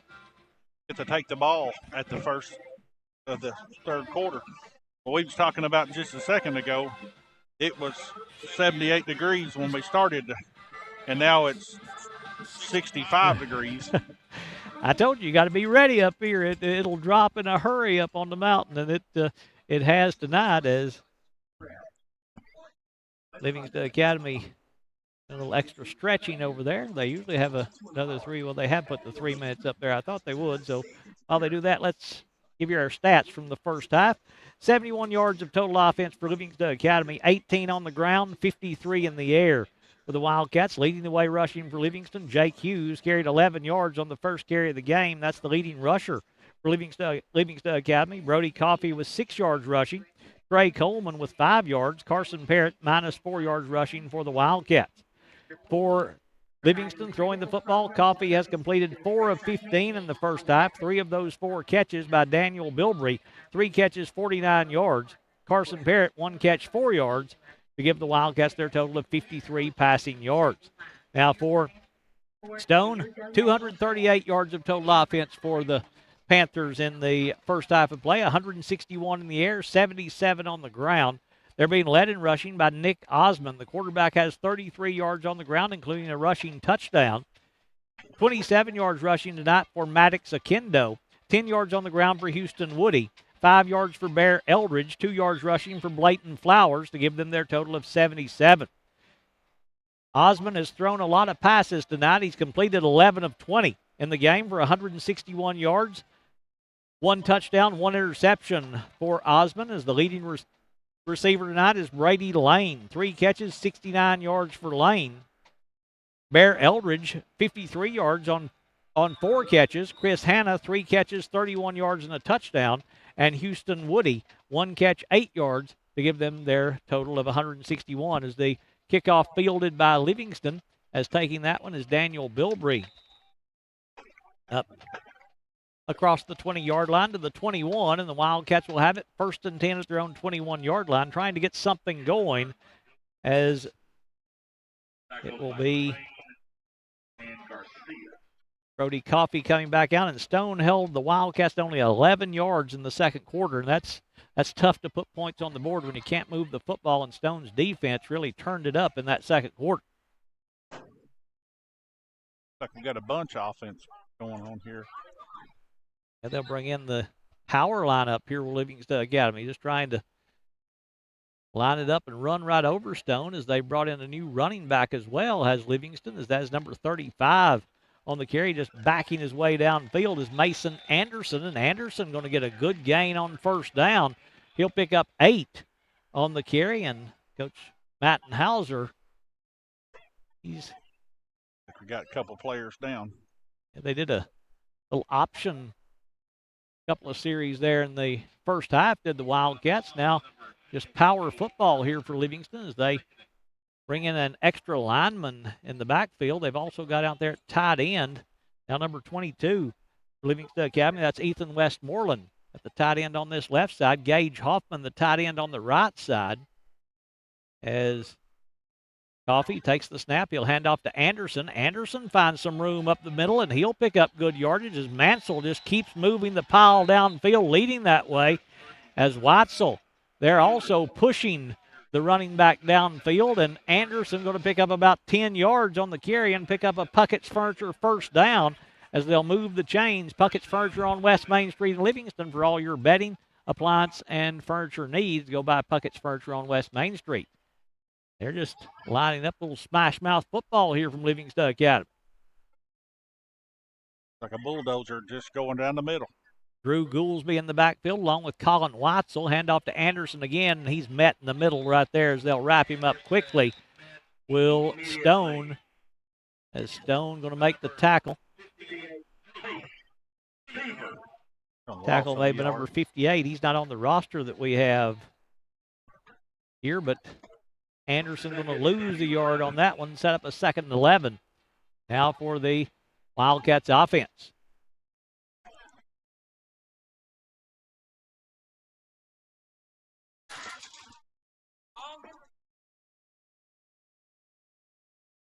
That power formation. Coffee, low snap, play action to Coleman. Coffee going deep down the far side, trying to hit Hoffman. Knocked away and broken up by Stone as Blayton Flowers over there to make contact with Hoffman and knock it away. I think he didn't make contact before the football got there, but the officials let it play on, and it sets up a 3rd and 11 for Livingston Academy. First possession of the second half for either team. Clock stopped with 10 minutes to play in the 3rd quarter. Coffee from the pistol. Coleman back in there, replacing Anderson in the backfield. Coffee going to run the football. He'll bring it to the near side. Coffee cuts it back upfield. A penalty marker going to be thrown where it's probably going to be in the area of holding against Livingston. That's not what Coach Hauser wanted. If you're going to try to just pound the football forward, you want it to be in short yardage situations or to not lose yardage, and this hold is going to back them up if it's against the Wildcats. In the first half of football, Crossville had 8 penalties, and Livingston Academy only had 1, and that was down within 5 seconds play. So they decline the penalty to set up a 4th and 8 to Stone Memorial, and the punt team will come on for the Wildcats as they were able to pick up a first down with that formation, but then Stone adjusted and overloaded the box and was able to stop the drive by Livingston. Watson to punt the football away as Eldridge will drop deep to receive the punt. It's a fake. They'll snap it to Bilbrey. Bilbrey trying to go off the right side. Daniel will dive forward. Did he get there? Depends on the spot. Yeah. And he got it. Bilbrey with 9 yards on the fake punt by Livingston Academy will pick up the Puckett's Furniture first down and move the chains. Puckett's Furniture on West Main Street in Livingston for all your appliance, bedding, and furniture needs. Go by Puckett's Furniture. But that fake to Daniel Bilbrey picks up 9, and the Wildcats keep possession here in Crossville. Bilbrey with good speed there at that up back position. First time they've really tried any kind of fake as they'll hand off to Anderson back in there. And Mason will take it up the middle of the field and pick up short yardage this time. Pick up about 3 on the play for Mason Anderson, as he's carried 4 times in the quarter for 20 yards. So Livingston down 14-3, knows their backs against the wall here in this region race. Pulling out all the stops to try to get back in this one. Coffee moves Anderson to his right. Coffee will take the snap. He'll fake to Anderson. Coffee rolling out, runs through a tackle. Coffee bounces outside, going to be tripped up there, though, by Stone Memorial, as making the tackle is Blayton Flowers. Coffee will gain 3 on the run and set up a 3rd and 5 now for Livingston. If you go for it 8 yards back, you know you're going to go for it if you get close here on this 3rd down play. So it's 3rd and 5 for the Wildcats.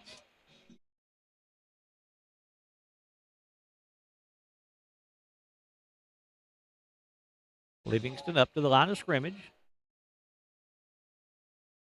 Coleman back in the backfield for Livingston. He'll move to the left of Coffee. Now Coffee moves him over to his right. Coffee takes the snap. They'll fake the Coleman. Coffee runs backside, and he's going to be short of the first down. Push back there by the Panthers' Gage Eldridge. Pickup of 3 on the play for Brody Coffee to set up a 4th and 2 for the Wildcats offense. 7.5 to play in the third quarter.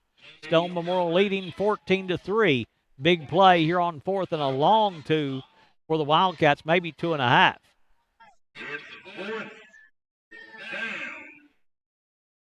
They'll keep the offense in there as possessions not going to be plentiful here in this second half. Greg, you said it. This is a long 2 yards, and he's taking it from a shotgun. Coffee.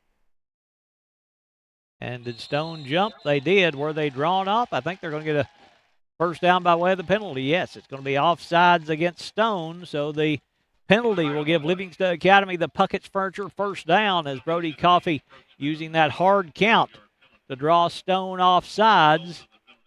And it'll be a first down for Livingston down at the 37-yard line. Good discipline for Livingston, but they need to move the chains down. There they go.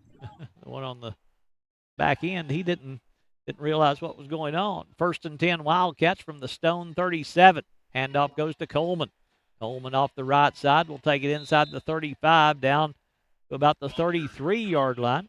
Pickup of 5 on the play for Trey Coleman to set up a 2nd and 5 now for Livingston Academy as they'll move it inside the 35. Call it a 2nd and 6 for the Wildcats. Coleman moving to the right of Coffee.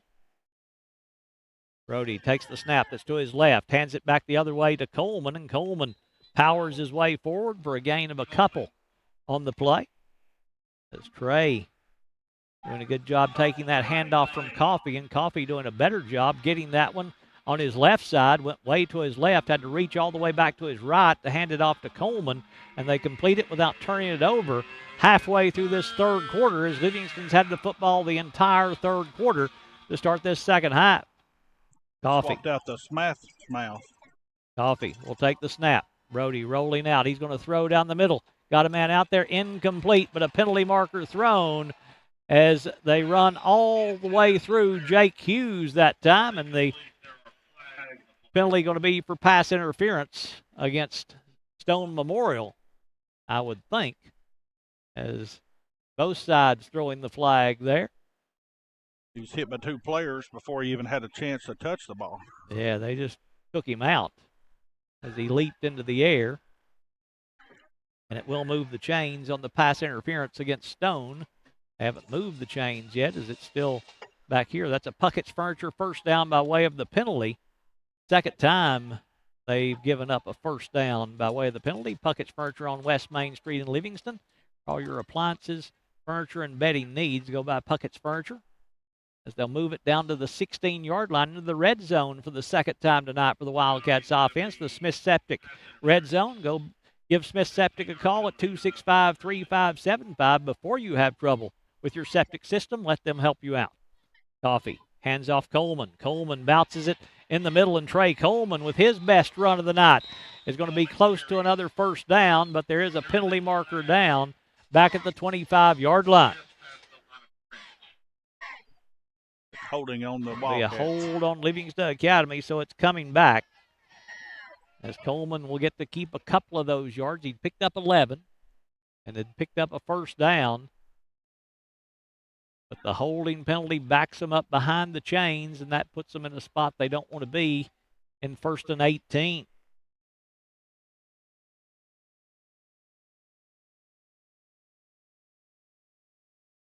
They'll spot it down at the 26-yard line. First and closer to 21 for Livingston. Coffee throwing down the middle off the hands of Parrott and incomplete. Good job by Chris Hanna reaching in there to knock it away from Carson Parrott. And the incomplete pass going to set up a 2nd and long now for the Wildcats offense. It's a long way all the way down that 9-yard line. Yeah, long way for the Wild. 3 downs to pick it up here, though, for Livingston Academy. Brown and Parrott going wide to the right. Bilbrey and Hughes coming wide to the left for Coffee as they'll motion out Coleman. Coffee steps up in the pocket. Coffee going to throw. Got a man out there. Is it caught? It is going to be caught. Let's see which way they're pointing. It may be intercepted, as Stone Memorial has a player shaken up. They haven't pointed which way it's going. Stone came up with the ball. It's intercepted. It's intercepted by Stone Memorial. Took forever for them to signal that.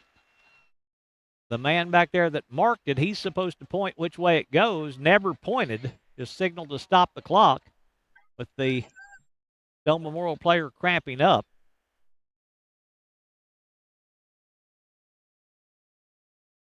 The officials huddling together down there around the 1-yard line. Jake Hughes and Blayton Flowers battling for the ball downfield, and Flowers going to come up with it for Stone Memorial.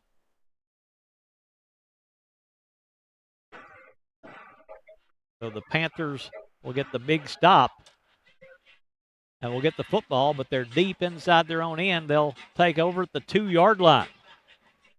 Stone Memorial forces the turnover. First turnover of the night for Livingston. It's an interception by Brody Coffey. He's 4 of 18 on the night for 53 yards. No touchdowns, 1 interception. And Stone taking over after Livingston had kept the football for 7 minutes and 18 seconds.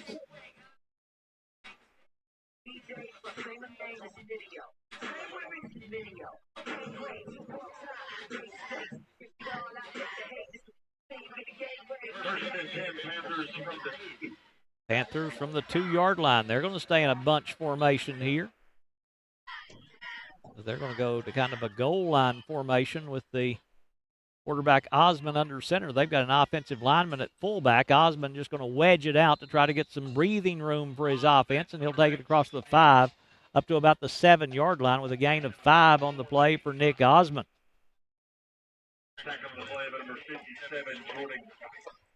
Jordan Geist on the stop for Livingston Academy. Mark call there, just trying to get to where you don't have to run your offense in the end zone where a safety could happen. Everyone on the 2-yard line, there's no room. None whatsoever, but they wedge it out to the 7-yard line. Set up a 2nd and 5 for the Panthers. Handoff will go to Woody. Woody cuts it inside, but can't find any room to run as Smith, along with Braden Story there to wrap him up. Seth Smith and Braden Story on the tackle. Woody might have gained a yard on the play. But they're giving him the first down. Oh, they gave him more than I thought. They move him all the way out to the 13-yard line. So a gain of 5 on the play for Houston Woody. And a first down for Stone, their first down of the second half.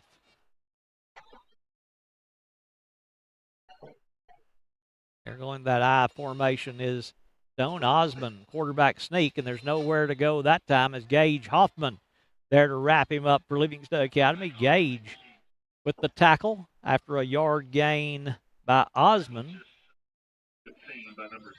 Sets up a 2nd and 9 now for Stone. We move under 3 minutes to play here in the second half. Stone going to split 3 wide receivers out to the left side.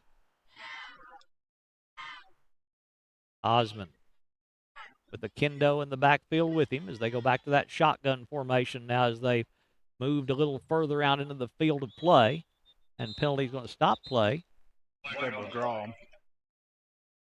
It'll be a false start on Stone, and that'll back them up 5 yards and put them behind the chains to set up a 2nd and 13.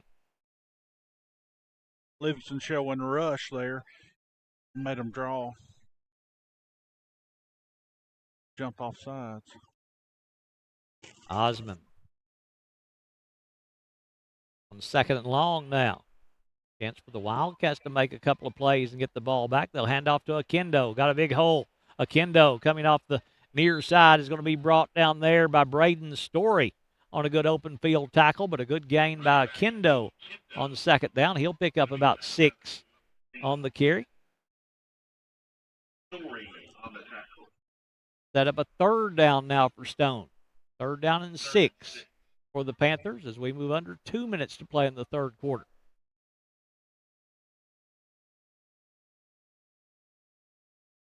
Stone, 3 wide receivers go to the left side, 2 to the near side as they go into a 5-wide set and empty the backfield for Nick Osmond.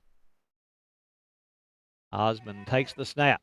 Osmond rolling out, throws on the move, and it's going to be overthrown and incomplete. Tried to get it to Akendo out of the backfield, but over his head and incomplete. And the Wildcats going to get it back on a 4th down punt here from Stone Memorial.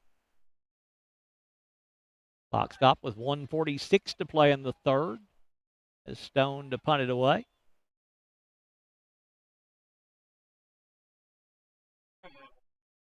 Livingston going to drop Daniel Bilbrey back to punt as Osmond stays in there to punt for the Panthers. Snap a little high. Osmond able to field it quickly. Gets away a high punt here. Bilbrey will let it hit. Takes a Stone bounce and bounces inside the Livingston 45 down to the 44-yard line. Where it'll be 1st and 10, Livingston Academy. Wildcats have it. 1st and 10 at their own 44. 14-3. Stone Memorial in front. Nobody's put any more points on the board here in the 2nd half as the Wildcats will have only their 2nd possession of this 2nd half. And we're down to a minute and a half to play in the 3rd quarter. Wildcats had the possession the most of the 3rd quarter.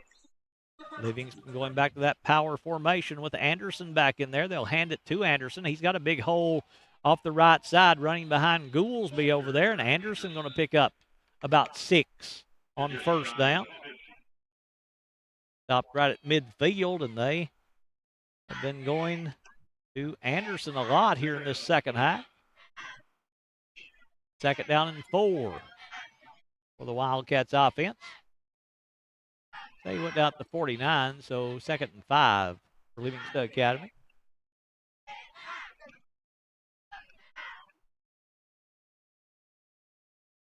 Coleman back in there for Livingston. They stay in that power formation. Handoff will go to Coleman. He's going to be tripped up in the backfield. Coleman will dive forward for a yard, but just gain a hold of the foot is Cody Parker to wrap him up. Gray will gain a yard, sets up a 3rd and 4 now for the Wildcats offense. And this late in the 3rd, they don't convert. They might go for it on a 4th down. In the 3rd, as the Wildcats have moved into Stone territory at the Panther 49. Anderson back in there for Livingston. Coffee going to go behind Anderson. Brody just trying to move the pile, but Stone Memorial just grabbing hold of Coffee and pulling him backward on a good play by the Panthers. As that's number 72, Gage Eldridge, stopping Coffee a yard short of the 1st down. He'll pick up 3 for Brody, and that'll be the last play of the 3rd quarter. After 3 complete, it is Stone Memorial 14, Livingston Academy 3. Back to Crossville right after this.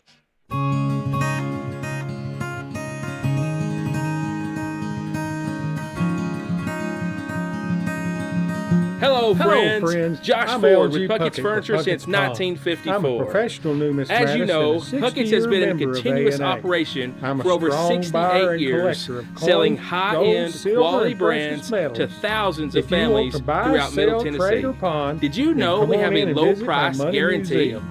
If It's within in the back of 30 Puckett's days of your Furniture. purchase, I've you got find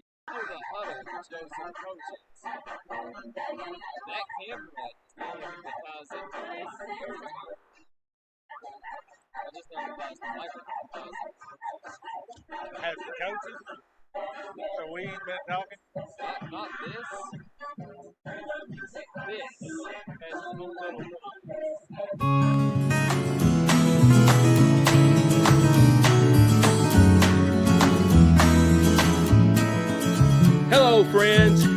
Ford with Puckett's Furniture since 1954. As you know, Puckett's has been in continuous operation.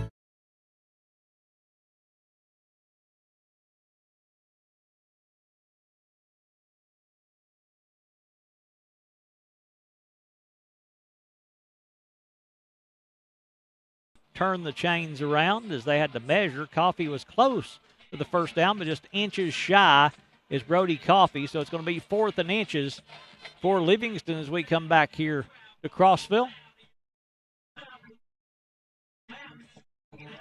Let's see if we can figure out which way they're going. The referees turned that chain around 2 or 3 times, and now I think they're ready to go. I think we lost some inches. Well, if it's 4th and inches, then Livingston's got to be going to the end zone to our left.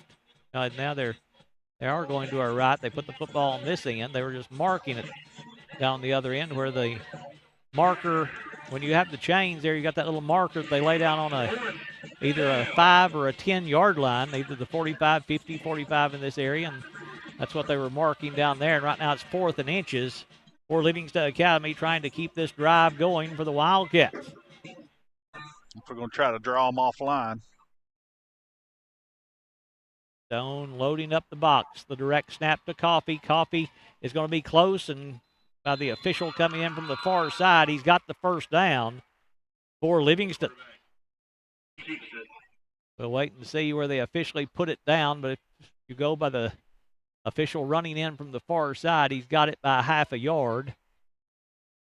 But you never know when they place it down. And it will be a first down on the 1-yard gain for Brody Coffee. So a Puckett's Furniture first down. Puckett's Furniture on West Main Street for all your furniture, appliance, and bedding needs. Also a lot of gift ideas. A lot of different things there at Puckett's Furniture. 1st and 10, Livingston from the Stone Memorial 46-yard line as we begin the 4th quarter here in Crossville. Coffee rolling out to his left. Coffee throwing down the sideline, overthrown and incomplete. Tried to drop it in there to the receiver on that far side, Daniel Bilbrey. Overthrown and incomplete to set up a 2nd down and 10 now for Livingston. Bilbrey was covered by 2 other players. I think he was trying to get it just over his head because it didn't have nowhere to go. Tough pass to drop in, especially on the run that way if you're a quarterback. 2 wide receivers to each side for the offense for Livingston as Coleman moves to the left of Coffee. Coffee takes the snap, hands off Coleman, but whistle stop play is going to be a false start on Livingston to back them up 5 yards. We'll move them back to the Livingston Academy side of the field to set up a 1st and 15 now for the Wildcats.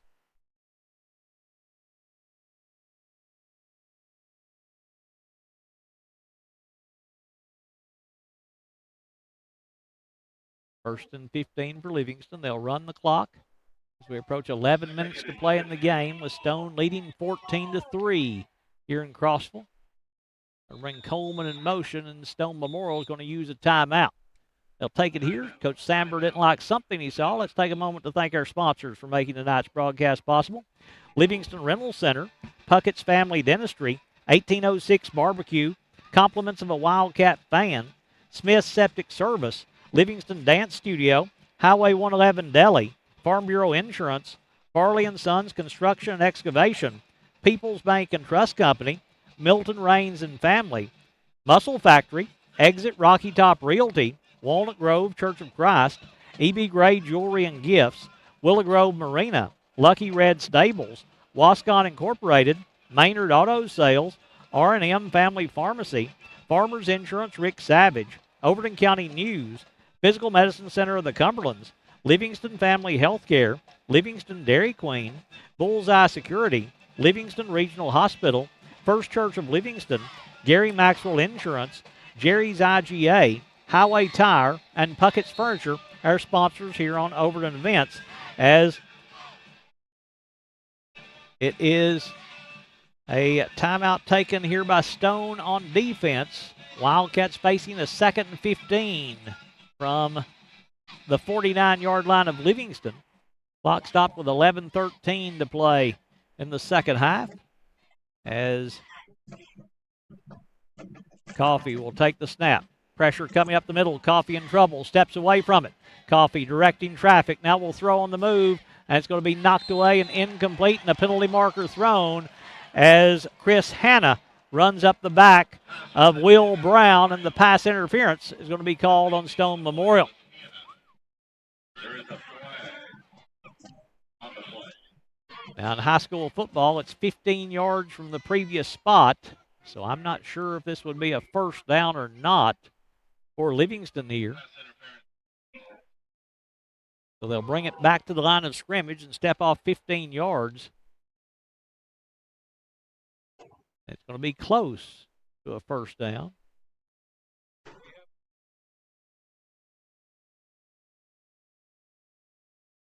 And it is 15. It is enough for the first down. It was depending on the spot there where it was after the loss, and it was a 5-yard penalty. So, yeah, you're right. It would have to be if you step off 5 yards and you get a 15-yard penalty, it's got to be a first down. So, it will be a Puckett's Furniture first down for Livingston Academy. Puckett's Furniture on West Main Street in Livingston for all your furniture, appliance, and bedding needs. As they've got it 1st and 10 at the Stone 36-yard line. 1st and 10 Wildcats.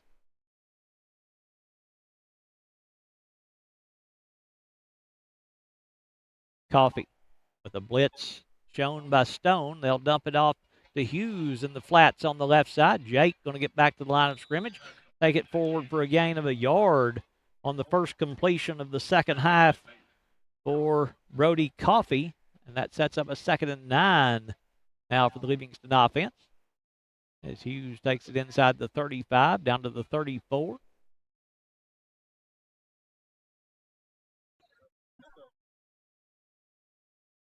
Stone 1-1 in the region. Livingston 0-2 in the region. Livingston only has region games left. Stone only has region games left. Wildcats have Macon County at home. They go on the road to Cumberland County as Coffee throws near side trying to hit Hughes, incomplete.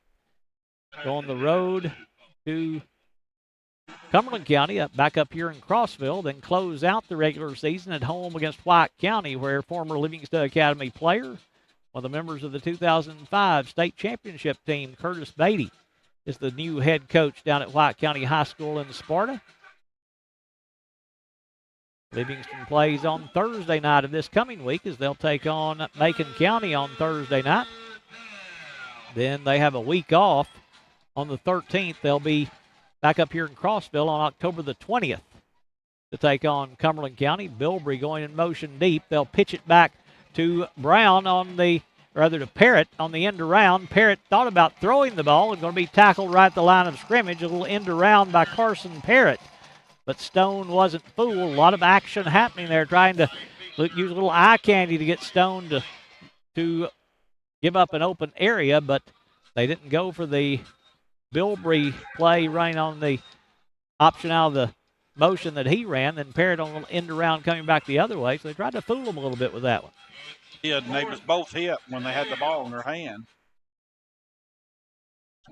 4th down and 9 now for the Wildcats offense from the Stone 34-yard line. Bilbrey and Hughes going to the left. Parrott and Brown coming wide to the right. Coffee, 4-man rush. Coffee has time, throwing over the middle. It's going to be deflected and intercepted. Picked off by Stone Memorial, as that will be Bear Eldridge with the interception for the Panthers, and they'll get the turnover on the second interception of the night by the Wildcats quarterback, and Stone Memorial will take over at their own 13-yard line. Greg, it would have been better if the guy didn't intercept it. True. He would have had the ball back all the way back down on their side. Now they got it at the 13-yard. But hard to tell a high school football player to not go get it. 9:19 to play in the fourth quarter as Stone Memorial forces the second turnover of the night by Livingston, second turnover of the second half by the Wildcats, and Stone will take over just trying to put together a long drive. Here are the Panthers.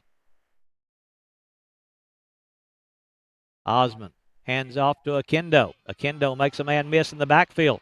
Akendo going to be brought down by Braden Story, but not before a gain of 17 yards by Maddox Akendo, as he's up to 50 yards rushing on the night to lead the Panthers. Second first down of the second half for Stone Memorial, as they're quickly up to the line of scrimmage, not wanting to burn any clock here as the snap is low.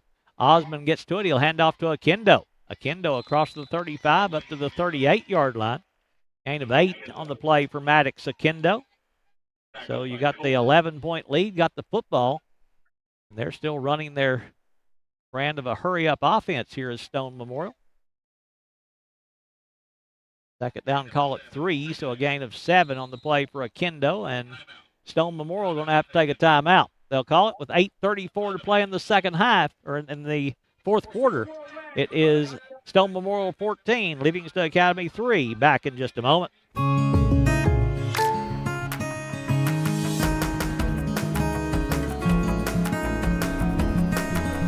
Hello, friends. Josh Ford with Puckett's Furniture since 1954.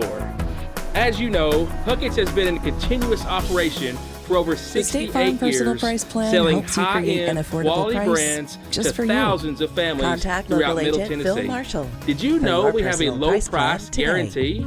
If within 30 days of your purchase, you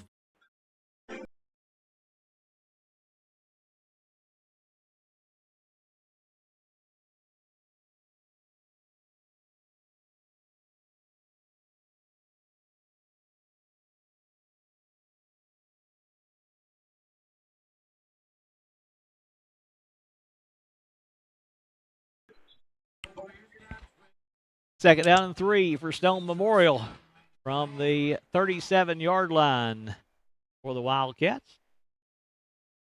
Osmond rolling out. Osmond under pressure, steps away from it. Osmond going to throw on the near sideline, trying to hit Akendo. Ball's incomplete. Sets up a third down now for the Panthers. Third down and 3 for Stone Memorial. He rolls back 15 yards to pass. Has to create that makeup of that arm, and he didn't even make it. Pressure there by Livingston Academy as Akendo will hand off. No, he fakes it, throws near side complete. They'll pick up the first down as making the catches Preston Mayberry over on this near side for Stone. Carson Parrott there to make the stop. It'll be a 10-yard gain on the reception for Mayberry. He'll pick up 10 for the Wildcats and move the chains on their second first down of the second half for the Panthers. They're at their own 47-yard line. Osmond will keep it running off this left side. He's inside the 40. Ball comes loose, and it's going to be recovered by Livingston Academy. Just knocked around the hands of Nick Osmond. That is Braden Story with the fumble recovery for Livingston. So the Wildcats get the turnover. Third turnover of the game is that Livingston Rental Center turnover.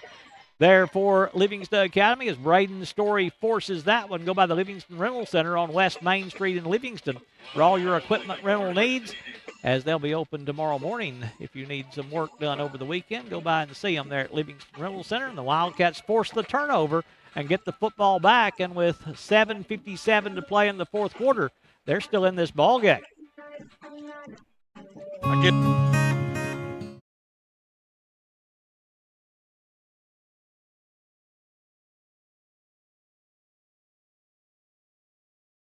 Livingston Academy. Coffee, straight run here. He'll bounce it to the outside. Brody across midfield to the 45. Takes it across the 45 of Stone and will pick up a good gain, 17-yard run on the play for Brody Coffee, and a Puckett's Furniture first down. Puckett's Furniture on West Main Street in Livingston, as Coffee with a called quarterback run will move it down to the 40-yard line. As Livingston spreading the field with the 5 wide receivers to open up some running lanes for Brody Coffee. 4 men in the box for Stone. Coffee going to throw here. Has some pressure from the backside, feels it, runs away from it, and the pass deflected over there by the Stone Memorial defense. As Stone there to knock it down. Had a man open downfield if he wouldn't have been touched. It would have been another first down. Yeah, Stone just leaping up there and getting that one just off the fingertips of the defender. That was that number 58 again. We don't have a 58 on the roster that they gave us. So it's 2nd and 10, Livingston Academy, and he's pretty good. I don't know why you wouldn't have him on the roster. 7:24 to play in the game. Livingston facing the 2nd and 10 from the Stone 40-yard line. Coffee will take the snap. Coffee wants to run. Coffee gets away from a defender in the backfield. Coffee will pick up 5, pick up 6, pick up 7 on the quarterback run, as he's going to be wrapped up there by Isaac Feaster on the tackle for Stone Memorial. But Brody Coffee with a good gain on 2nd down to set up a 3rd and short now for the Wildcats offense. He broke 3 tackles in that play, Craig, just to get that much more closer to that first down. Coffee, a great athlete at the quarterback position for Livingston Academy. 3rd down and 3 for the Wildcats offense here. 5 wide again for Livingston. Coffee will take the snap. He'll roll to his left, gets a block on the edge. Coffee will move the chains as he takes it inside the 30, down to the 29-yard line. 4-yard gain by Brody Coffee to pick up the Puckett's Furniture first down. Puckett's Furniture on West Main Street in Livingston for all your furniture, appliance, and bedding needs. That is 13 first downs in the game for the Wildcats offense, so they moved the football. But Stone Memorial, that bend but don't break defense, has been able to keep. Coffee will take the snap, rolling to his right. He'll throw. Pass going to be incomplete, and a penalty marker thrown. Penalty going to go on Bear Eldridge. Got there too early, applying the hit to Carson Parrott. And it will be Puckett's Furniture first down number 14 on the pass interference penalty against Stone Memorial. As we'll make sure they're doing a lot of talking. I don't see what the discussion would be about. Oh, it's a personal foul targeting call on Stone Memorial. So that will carry with it the 15-yard penalty. It will be a Puckett's Furniture first down. Puckett's Furniture on West Main Street in Livingston. That will move the football down inside the 15, down to the 14-yard line, where it's 1st and 10 for the Wildcats. They're at the Stone 14-yard line. Coffee will take the snap. Brody under pressure, pass batted, intercepted. It's batted in the air by Stone. The defensive lineman will pick it off. He's going to try to take it back for the score. He's going to be tackled by Braden Story as the interception there by Stone's number 50. That is Cameron Melton that got the interception, but it was batted by the defensive lineman in front of him that knocked it away, and Melton able to pick it off and bring it downfield all the way down to the 30-yard line before Braden Story can chase him down. And Stone Memorial, halfway through this 4th quarter, makes a huge play to keep Livingston from getting back into this game.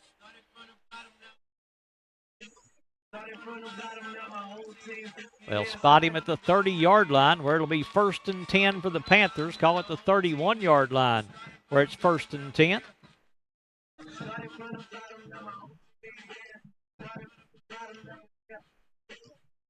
Stone getting their offense together here before they'll start this possession after the turnover, and a timeout going to be taken. Timeout called by Stone with 5:56 to play in the 4th.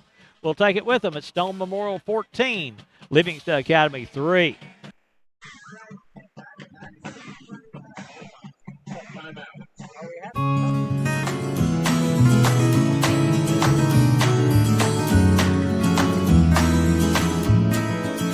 Hello, friends. Josh Ford with Puckett's Furniture since 1954. As you know, Puckett's has been in continuous operation for over 68 years, selling high-end quality brands to thousands of families throughout Middle Tennessee. Did you know we have a low price guarantee?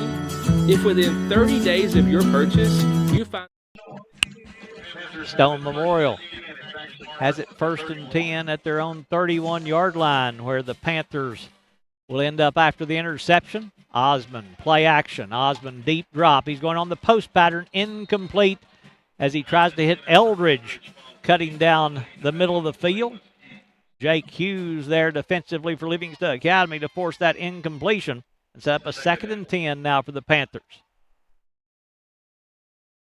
2nd and 10 for the Stone offense from their own 31-yard line. They're quickly back to the line of scrimmage, but Bear Eldridge, his momentum carried him way out of bounds, so he's just now getting back out to line up with the play clock down to 15. Osmond going to hand off to Akendo. Akendo makes one man miss, takes it inside the 25, and is pushed out of bounds at the 21 by Deacon Allred. He'll be short of the first down. Caden Weitzel there as well. Pickup of 8 for Maddox Akendo. He's had a good night running the football. 9 carries, 66 yards on the night for Akendo to lead Stone in rushing. Clock stopped as he went out of bounds with 5:47 to play in the fourth quarter. Osmond with Akendo to his right. They'll bring Eldridge in motion. They fake it to him on the jet sweep. Osmond rolling out. He wanted a screen. It was covered. Osmond now going to throw on the run. Caught by Lane. Lane will make the catch and will pick up the first down at the 10-yard line and set up a 1st and goal for Stone. He may be just outside the 10. They might be able to pick up the first down without. Like he's just inches shy of the 10-yard line. Yeah, he'll pick up 22 on the catch for Brady Lane. 91 yards receiving now in the game for Lane to lead all receivers. Osmond, he'll wait till that last second to throw the football as he was coming up right to the line of scrimmage before he released that one. Osmond will take the snap, rolling to his left. Osmond going to throw. Got a man. It's in the end zone. It's a touchdown. Bear Eldridge from 11 yards out for the touchdown for the Panthers. Eldridge now with 5 catches, 64 yards. That 11-yard grab there with 5:06 to play in the fourth quarter will put Stone in front now 20-3 here in this matchup with Livingston Academy. Extra point attempt coming from Tony Mauricio for the Panthers. Mauricio, the left-footed kicking freshman for Coach Derek Samber and the Panthers of Stone Memorial.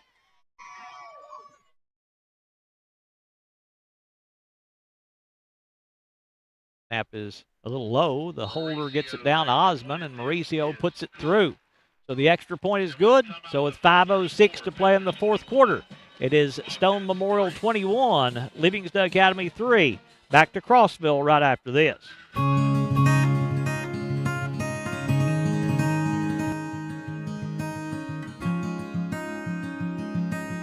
Hello, friends. I'm L.G. Puckett with Puckett's Pond. I'm a professional numismatist and a 60-year member of A&A. I'm a strong buyer and collector of coins, gold, silver, and precious metals. If you want to buy, sell, trade, or pawn, then come on in and visit my money museum. It's in the back of Puckett's Furniture. I've got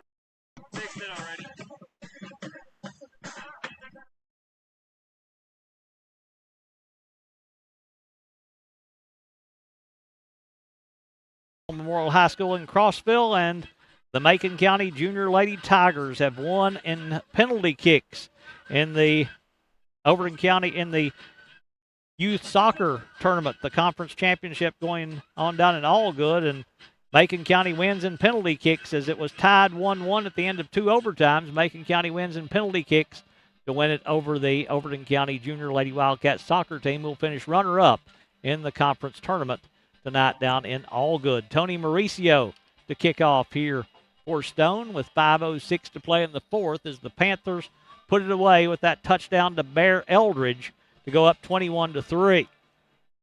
As Bilbrey deep to receive for Livingston. Kick is away.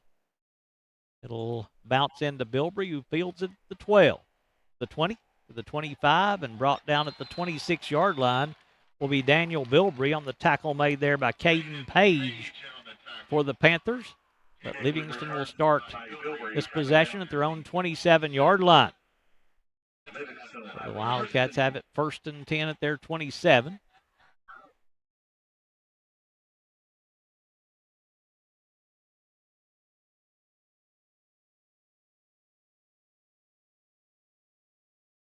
Overton County with 3 turnovers all in this second half, all interceptions in the second half, and Stone Memorial has used that to only add a touchdown. The defense has played pretty well for Livingston, as Stone only adds 1 score in the second half.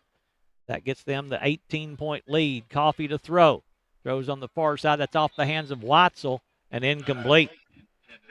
Watzel had gotten open on the little quick out pattern on the far sideline, but it goes off his hands and incomplete. I can tell you, a lot of dew falling here tonight. It's almost like a little rain that's falling here as our table here, just soaking wet here tonight. So it's got to be affecting the players a little bit out there. 2nd and 10 for Livingston. 4:56 to play in the fourth quarter. As Coffee with 5 wide receivers. No tight end in the formation. 4-man rush. Coffee steps up in the pocket. Brody rolls to his left. Going to throw down the far side. Comeback receiver there. Can't hold on as that goes off the hands of Daniel Bilbrey. And incomplete to set up a 3rd and 10 now for the Wildcats offense. 3rd and 10 for Livingston Academy.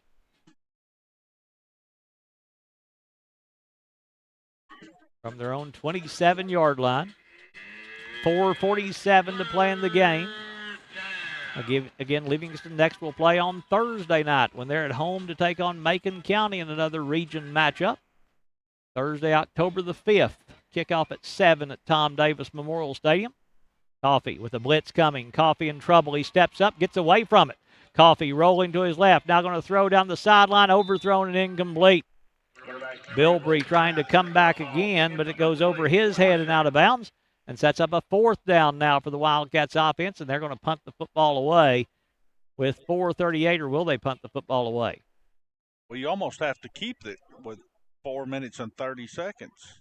Yeah, you about have to go for it here, as I guess everybody just ran to that side thinking they were going to punt it away, but you're deep down in Panther territory. And Livingston's going to take a timeout before they punt it. Timeout called by the Wildcats as they'll punt this one away, or before they go for it on 4th down. As you said, 4th and 10. They're going to have to go for it here on this 4th and 10. As again, we'll invite you to, if you're not a subscriber on YouTube, go to our YouTube page, subscribe to our channel, help us grow our channel on YouTube.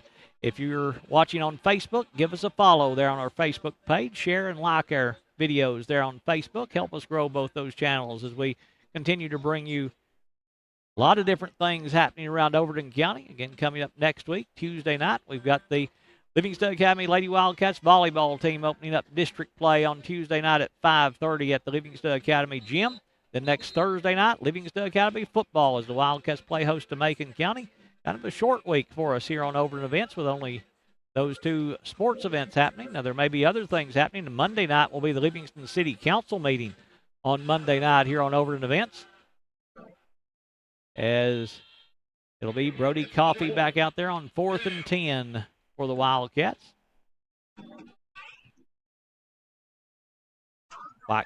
Stone shows blitz here. Coffee steps up in the pocket. He's got a lot of room to run.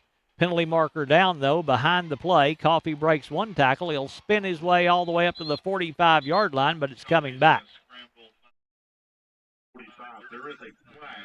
Would be an 18-yard gain for Brody Coffee, but the penalty thrown right at the line of scrimmage, going to be holding against the Wildcats.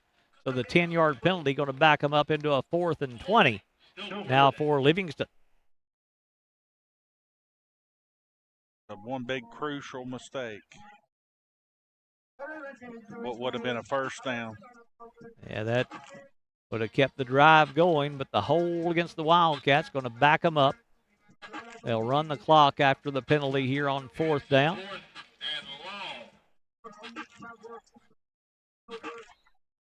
Wildcats, 5 wide receivers.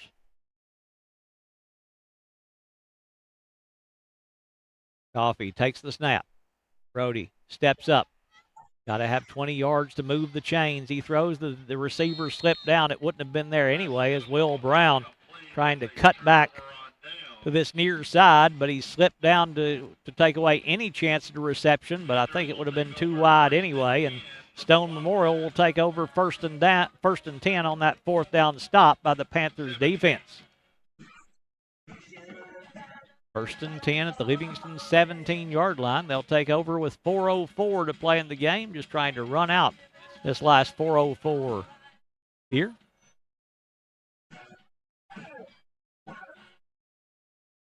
Stone breaking the huddle. Nick Osmond has went the entire way for Stone. Maddox Akindo, the running back with him. Osmond with the play fake to Akindo. Osmond stepping up, has some pressure. He'll roll to his right. Osmond going to throw that way. It's going to be caught over on the far side by Bear Eldridge, making the catch for the Panthers, and he's close to a first down on that catch. There was a lot of scramble up in there trying to make a play happen. It'll be a 10-yard gain and set up a 1st and goal for the Panthers from the 8-yard line. So really, a 13-yard gain for Eldridge. Osmond going to bring a man in motion. He'll roll to his left. Osmond throws. That one knocked away on a good defensive play there by Livingston Academy's Trey Coleman to knock it away for the Wildcats. As he gets a hand on it there for Livingston Academy. And it'll set up a 2nd goal for Stone.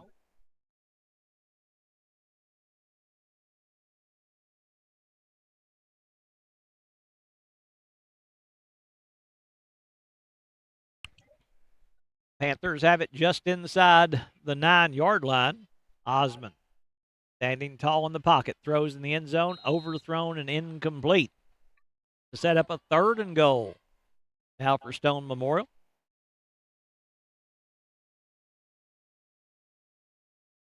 They'll line it up again.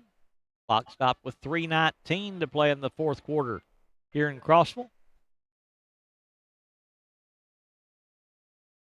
Osmond coming all the way to the near sideline to get the play call from his offensive coordinator.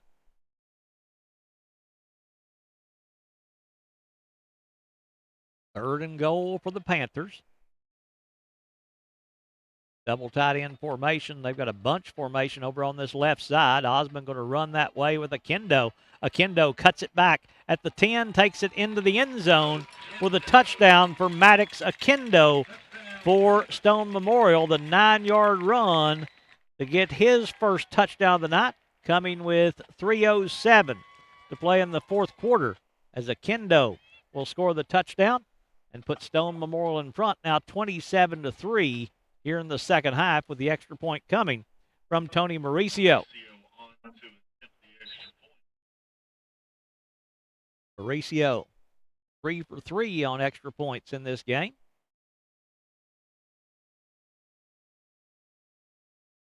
The freshman trying to stay perfect on extra point attempts. Snap low again. Osmond able to get it down, and the extra point is good by Mauricio. So 3:07 to play in the game. It's Stone Memorial 28, Livingston Academy 3. Back in a moment.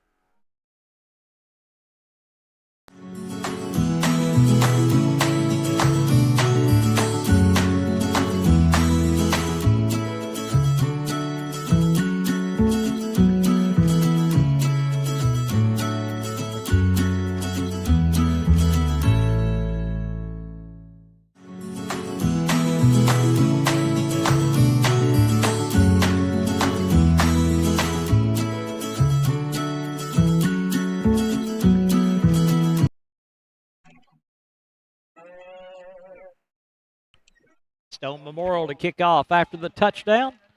Extends the lead to 28-3 over Livingston Academy. As see if we can see how cool it's gotten. They say 64 degrees.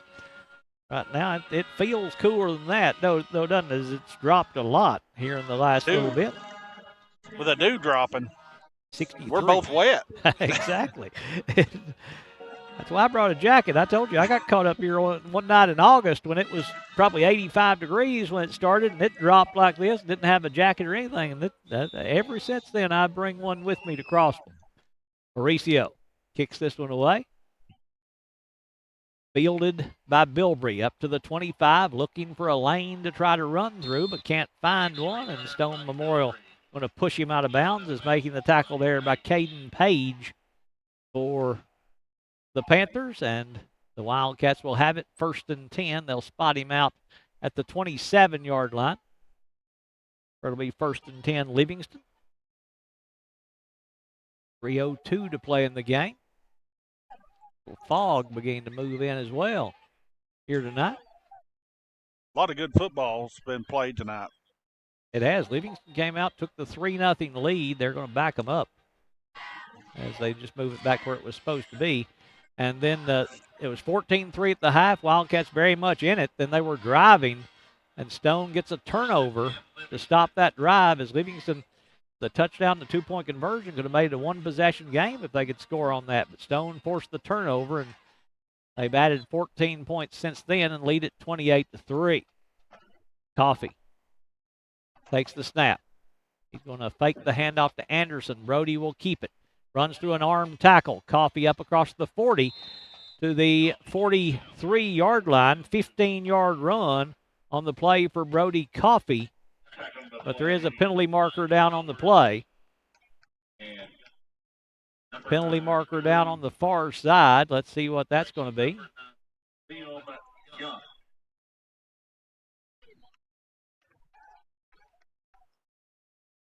Be a personal foul targeting against Stone Memorial.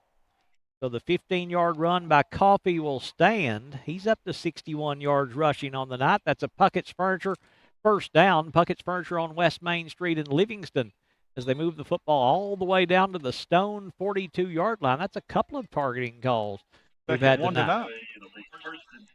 I haven't seen a player leave the field. I'm not really sure what the rule is on targeting. I think if you get 2, then you'd be ejected, but you can have the 1. Coffee wanting to throw. Has plenty of time. Coffee rolling to his right. Now going to try to run with it across the 40, across the 35, all the way down to the 30-yard line. Pickup of 12 yards on the run by Brody Coffee and a Puckett's Furniture first down. The penalty marker thrown again. Personal foul there on Stone Memorial again. So add 15 more yards to this one.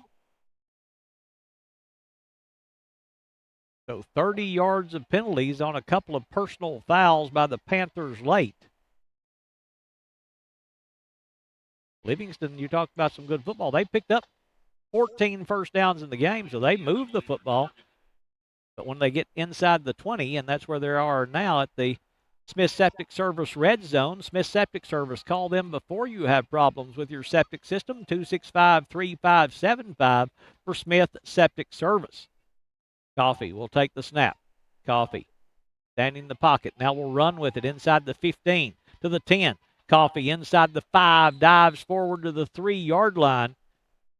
12-yard run for Brody Coffee. He's up to 85 yards rushing. Another Puckett's Furniture first down.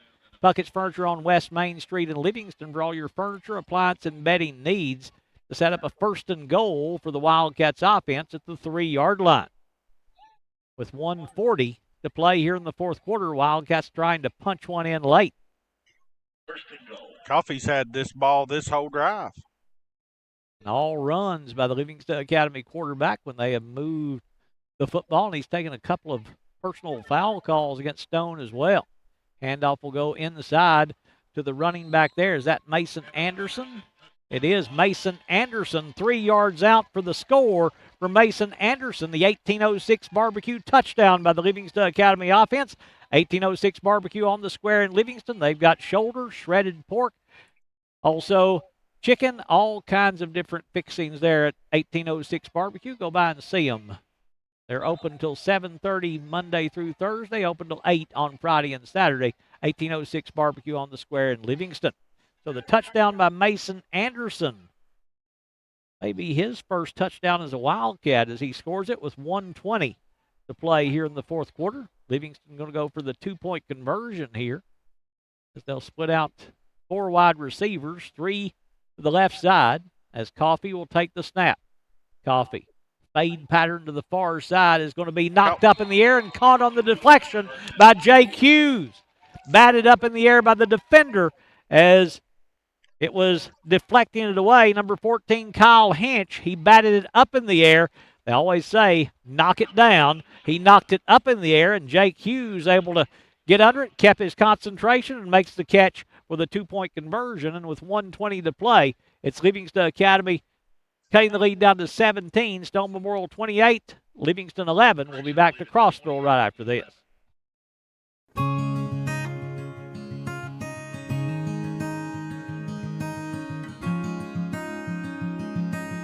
Hello, friends. I'm L.G. Puckett with Puckett's Pond. I'm a professional numismatist and a 60-year member of A&A. I'm a strong buyer and collector of coins, gold, silver, and precious metals. If you want to buy, sell, trade, or pawn, then come on in and visit my money museum. It's in the back of Puckett's Furniture. I've got Big question.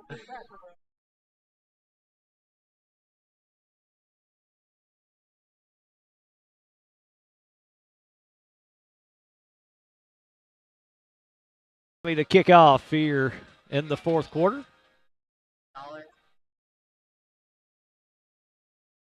And the kickoff for the Wildcats as he'll kick off. Stone thinking onside kick here from Watson. You'd think that the Wildcats might attempt one here with the 28-11 score. Watson will hit the onside kick, but falling on quickly by Stone Memorial is making the recovery is Kyle Hinch. He's the one batted up in the air on the Hughes 2-point conversion catch. But Stone will take over 1st and 10 at their own 45 with 1:20 to play in the second half as Livingston still with 2 timeouts remaining if they want to use them.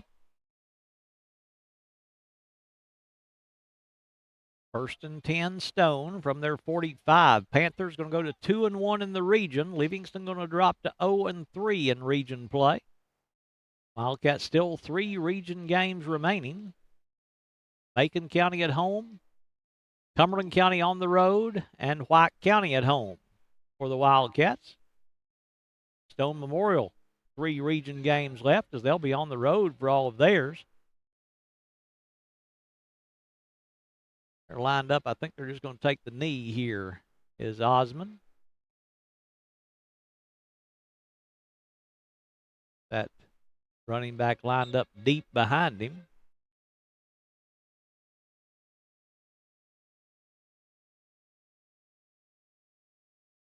Osmond takes the snap. He'll just kneel down. That's tough on his total by taking that knee for a 6-yard loss. It's going to count against him. So it'll be a 2nd and 16 now for Stone. And Wildcats not using the timeout. Craig, usually when they take a knee, they're on the line of scrimmage. Yeah. Just what their offense is comfortable with doing, though. They don't want to take a chance of getting him hurt. No. They'll have to snap it one more time. As Stone will have it 2nd and 16. Play clock to 2. They'll snap it. Osmond will take the knee again. And they don't have to snap it again. Play clock at 40, game clock at 28. They haven't even started the play clock. So that's going to be your final score. Stone Memorial 28, Livingston Academy 11. As the Wildcats led 3-0 for a very long time before Stone able to scored 14 in the first half, 14 in the second half to get the win, 28-11 over Livingston Academy. As the Wildcats get the big region win, Livingston still looking for their first region win of 2023. Your final score again, Livingston Academy 28, Stone Memorial 28, Livingston Academy 11. Thank you to our sponsors for making tonight's broadcast possible. That's going to wrap it up from here in Crossville. Good night, everyone. Good night.